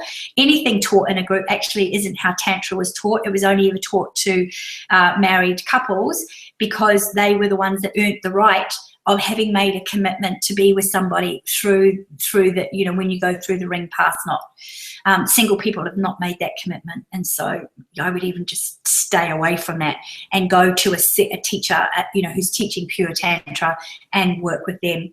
But, you know, again, free will, you can do what you want. Just know that your electrical field is going to be harvested one way or the other. And whatever you're doing is going to either increase your energy field or it's going to distort it. And whether it's distorted or it's increased in its, you know, in its love and joy and truth and what have you, it's going to determine where you're going to end up gravitating towards. I think it's interesting that we're focusing on pleasure because, you know, let's face it, we all feel like we've got our fingers and our toes in an electrical socket right now. So it's like things are getting really intense. So we want to seek that release. We want to seek that pleasure. But I find it really interesting that the word pleasure starts with plea, right? Plea. That I find that really interesting. We're pleading. You know, we're pleading for something, which means that we're automatically coming from a place of lack rather than being in our extended infinite being self. Anything that's focusing on orgasm that is not starting you out by being conscious about what's being created once you orgasm is either an implanted teaching or it's a teaching that's been seconded, and the teachers themselves haven't earned the right to actually start teaching the practice because they're not conscious. They're teaching one thing that they've decided. You know, it's like me. Oh, I went to the grocery store and I stubbed my toe on the sidewalk, and I learned that you shouldn't walk down the street, you should walk down this street and you should walk this way with your toes up. And now I'm going to teach that, and I'm going to create a following of everybody walking around with their toes up. And it's like, it's not a true teaching. It's just teaching from an experience, which isn't necessarily a true experience either. So just be really careful, because this is harvesting. This is where they're getting their energy from to continue to enslave. And by they, I mean those other aspects of ourselves that are turned against ourselves right now, infringing upon our liberties. Anything that encourages rebellion against social norms, I would actually be questioning that, and I would be questioning the social norms, and I would be questioning rebelling against it, because rebelling against it is the other side of the coin that holds it in place. So, you know, Buddha said it's the answer's the middle way, and I'm going, maybe it's the third way, maybe there's another way. So by now, you know, you're probably going, oh my goodness, that's a lot. Don't worry, we're going to get through it, and we're going to release ourselves from it. This is a really important one. Any teaching that encourages you to express unchecked desire is very dangerous, and the reason for that is that probably something between 40 to 60%, and some people 80%, and some people 100% of your desires aren't yours. They're implanted from draconians. So desire, people have desire to kill, that's implanted. Humans don't have a natural desire to kill. People have a desire to rape, that's implanted from Draco. We do not, men, women, we do not have natural desires to rape or be raped, that's implanted. So when you are expressing those desires to kill, to rape, to harm, to lock somebody up, whatever that desire is, you're giving energy to the implant that's been implanted in you, right? And if everybody's allowing that and being in this, oh, that's okay, it's allowed, that person then at some level gets power for that desire to go out. And if it's being done, if this expression of desire is being done where there are people that are naked, especially women with their legs open or about to open their legs, then what's going to happen is at some level, and especially if there's orgasm, at some level that desire goes out into the world and is allowed to miscreate. So we've got to start being conscious creators from now on. So that's, gosh, I've got throat. So I've got something in my throat here, because this is a really big one for me, because I'm dealing with a lot of people that have been really exploited and harmed in some of these sacred sexuality practices. I was dealing with a guy who'd been so badly implanted with a pervert energy periscope. It's taken a year and a half to break free of it, and still, we've had 3 or 4 people working with him and still not being able to break free, but definitely in a position of power. So, this is a very real, tangible thing that can stuff up your life. So, ask the questions. who's it serving, what's it serving, and, you know, just start really questioning everything at this level. Because it's the electrical field vibration that we need to strengthen in you for the harvest. If you're wanting to live in the golden age, if you're wanting to live where it's light and it's love and it's beauty and it's joy and it's freedom, and, you know, there's nothing infringing upon your liberties, and there's nothing sucking on your energy and sucking you, you know, sucking the life out of you. So the answers are within. So you begin to restore the ancient memories of your sacred divine nature, so you can have revealed to you the secret sacred teachings of your true tantra, you know, by going within you. And we started that process out, and I'm going to send you something to continue that process. I'm going to talk about a little bit more about how you can continue working with us to just get rid of absolutely every last little bit of inlining and implanting and invasion or whatever's going on, if you're interested.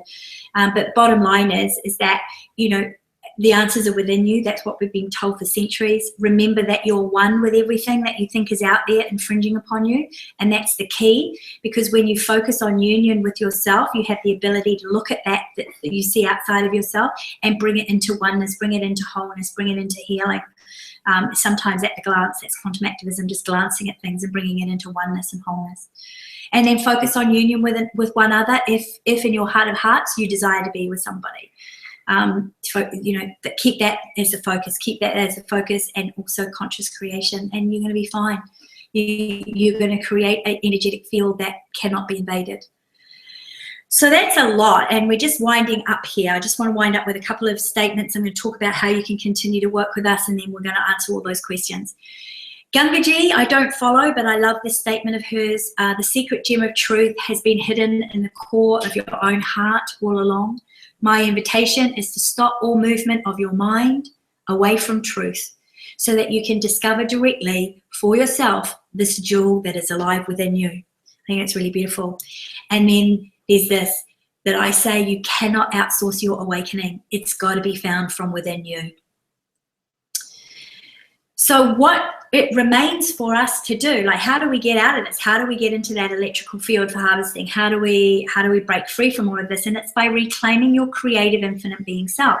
Remember that you are a creator, and that you're co-creating, because there are other creators, you know, within you, other aspects that are individuated within the one, that's creating a magnificent reality using quantum activism, which is basically a term that is, you know, using the quantum field, which is your being, your true essence, and the true field of thought that can create something magnificent instead of what we've got right now, which is something that's infringing upon our liberties and sucking our energy. So Leisha and I have just really put something together just really quickly, because we've had a lot of people to say, oh, okay, well, this information's really good, but how do I get the transformation? How do I get free? How do I break free of the matrix? And I teach something that is called quantum activism, which is something that Amit Goswami says can save civilization, and a few people can change human evolution, literally 12, getting 12 together on a regular basis. And I have a community called Quantum Game Changer, which Leisha is now going to join. We're going to be doing 2 times monthly training, blocks clearing, deprogramming, entity clearing, so twice a month. So that clearing that you did with your hormones and your endocrine system is just a small smidgen of what we'll be doing. And once a month we get together to clear your personal blocks, so that you're achieving what you want and having the abundance that you want. And then the other time, the second time we get together once a month, we do massive world-changing deprogramming from the matrix, alien implantation, inlining, and all of that kind of thing, getting the creative infinite being self fortified so it can't be invaded anymore. So for twice a month we get together to do that. You also get an induction training, which is an training on how to clear yourself using the quantum field of belief matrices.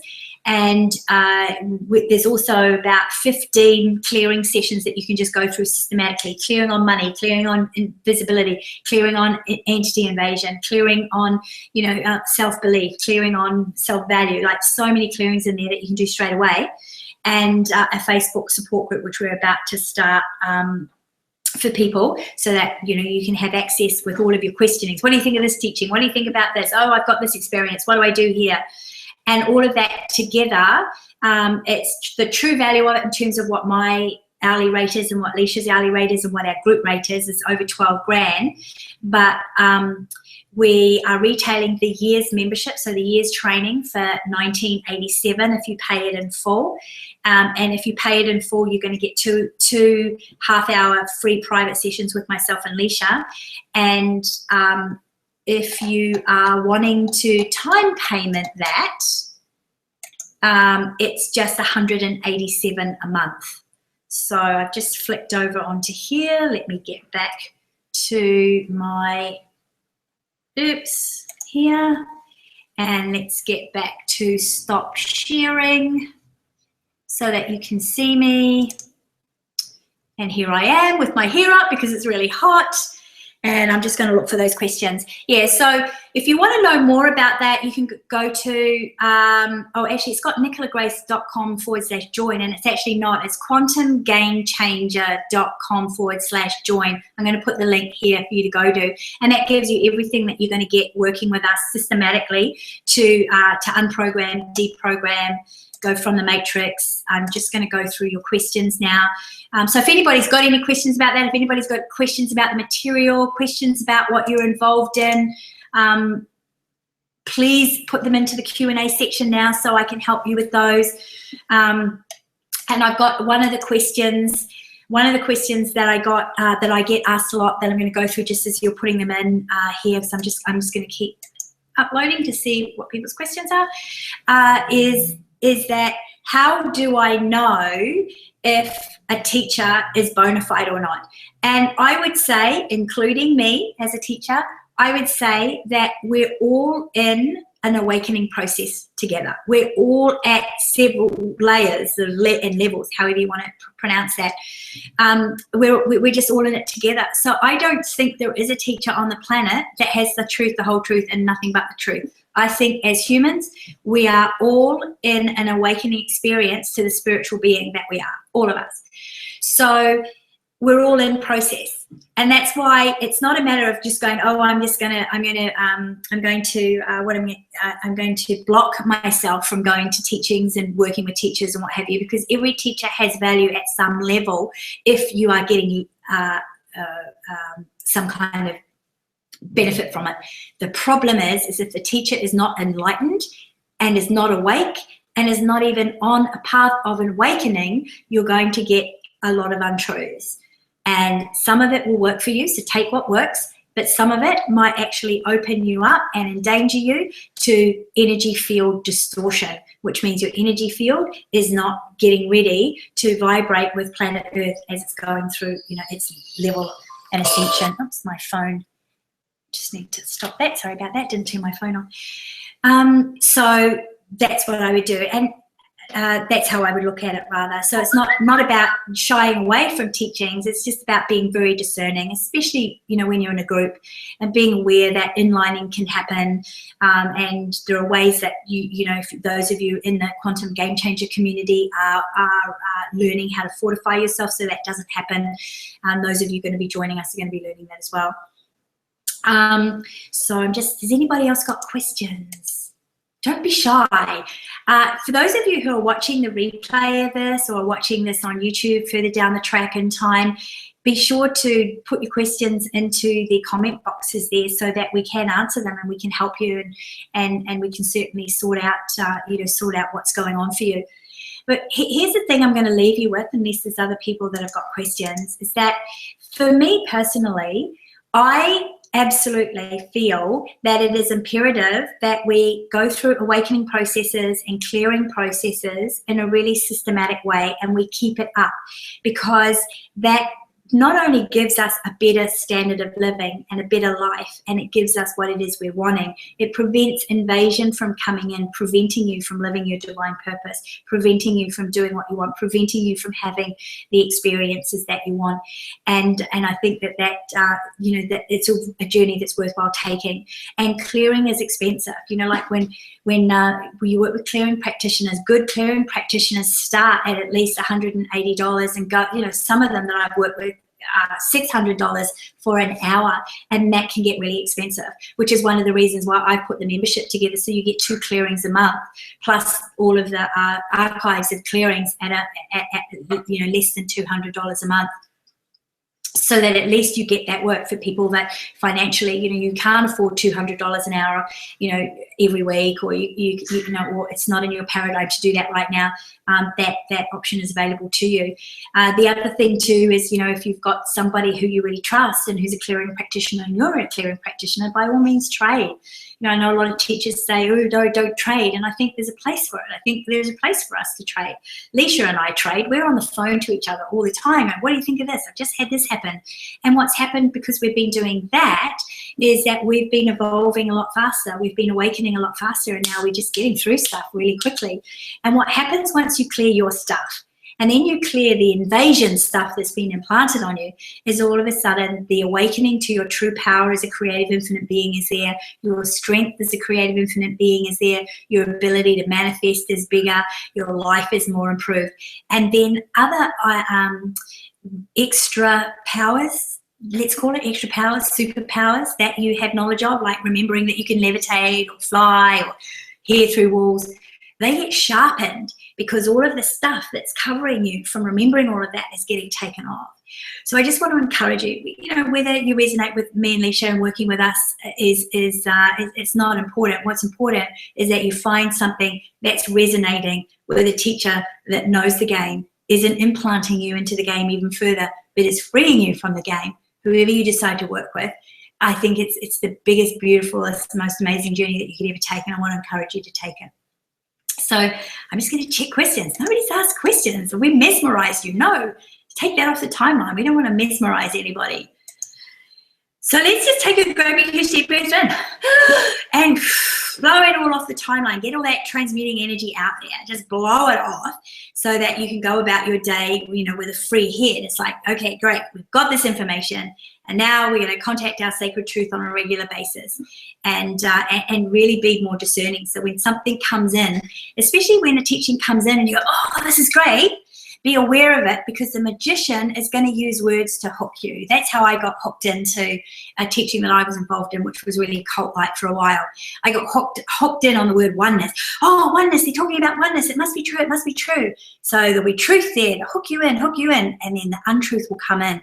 And that's where the distortion in your field starts to happen. So it takes you over towards the weeds rather than over towards the wheat that's being harvested into the new earth. If any of you want to contact me privately, that's, that you can do that, Nicola at nicolagrace.com.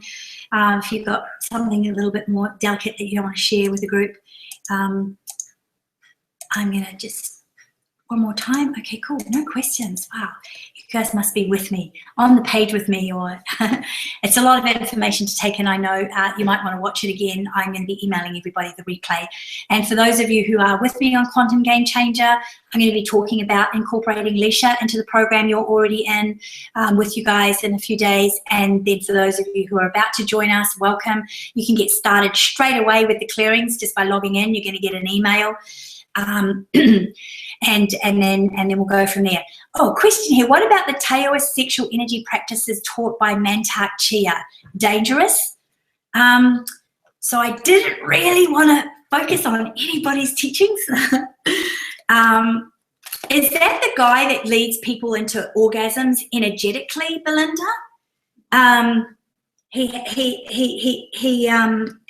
So there's videos of him that he's got all these women lying down and he brings them to a full body orgasm without actually touching them, because that sort of stuff is magicianry. That's pure magicianry.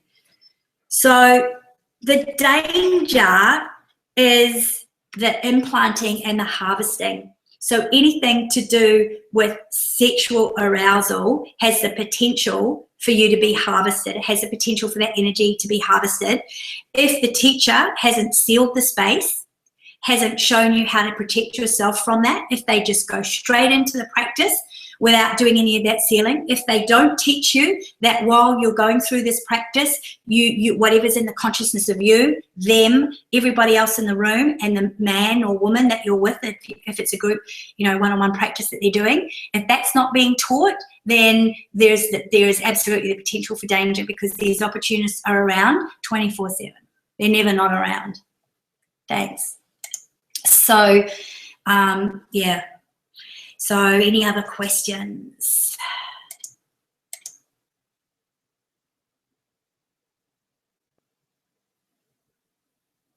Maybe it's a longer conversation. Yeah, I'm gonna look them up. What we wanted to do here is give you the tools to be able to discern for yourself, right? And you know, like I look at sacred sexuality practices and I poke my nose in and I watch the videos and everything like that. I will not go to a group. There is no way you're ever going to get me to anything that's taught in a group with sexuality, because none of the teachers that I know of seal the space. So I will not allow myself to get implanted in line, because I pay a lot of money for somebody to clear me on a weekly basis of what's already on my timeline. So this is me personally. I'll look at it from a distance so that I can take in the information, I can practice it with my lover, practice it with myself, however it configures, and keep away from the group for that reason. But that's just me. And because I keep away from crown chakra opening group practices as well for the exact same reason. So it's not just about sex, it's just like, it's just not being taught properly. And reminder that tantra sex was always taught with a couple and the tantric priest or priestess, or and even those words are implanted now too, so we don't want to use those words. There's a minefield out there. And the reason for that was for that, like the shaman would set the space, would create that sacred space so that nothing could come in and suck your sexual energy out, because the shamans knew that, and they would burn sage or do their, they do their rattles or do their things before they would teach the practice. And that, it's like I wouldn't do it in a group even if they were doing that, because you can't control the consciousness of all the group. If you're with a partner, there's you and the partner, you've got that you've got enough to deal with there without dealing with all of the all the entities and all of the bodies that are in the room, all of their weird consciousness, all of the implanted desires that they've got. That is way too much to deal with. I just wouldn't subject myself to it. So I distance train, do all my training distance, or working with somebody one-on-one, or in a very, very small, a very, very small group situation, or group clearing. I love group clearing, especially if you've got a teacher that is sealing the space before they do the clearing. That's different, because you're clearing the space, you're clearing what's coming up. You're not bringing it up and then allowing it to be harvested. So that's a bit of a distinction. And when you do group clearing work, just checking questions here, that it's so much more powerful than doing individual work sometimes. Both are good. Awesome. Well, I'm going to let you go because we're over 2 hours. Thank you so much for you gorgeous ones that have stayed all the way to the end. I hope that it's been of value, and we're definitely around to help you. We're going to do a whole one on sex and do some clearings on inlinings that are going on, and obviously in Quantum Game Changer we do all of that at a much deeper level if you want to join us. But bye for now, and stay tuned for what we do next, because we've got to get this information out there, and I'd really appreciate it once this goes to replay if you would share it with people. Help us get this message out far and wide so that we can have more harvestable vibration fields in the new earth and in the golden age, and we don't lose a lot of friends to satanic practices and the weeds. Thanks. Okay, cool. See you. Bye for now.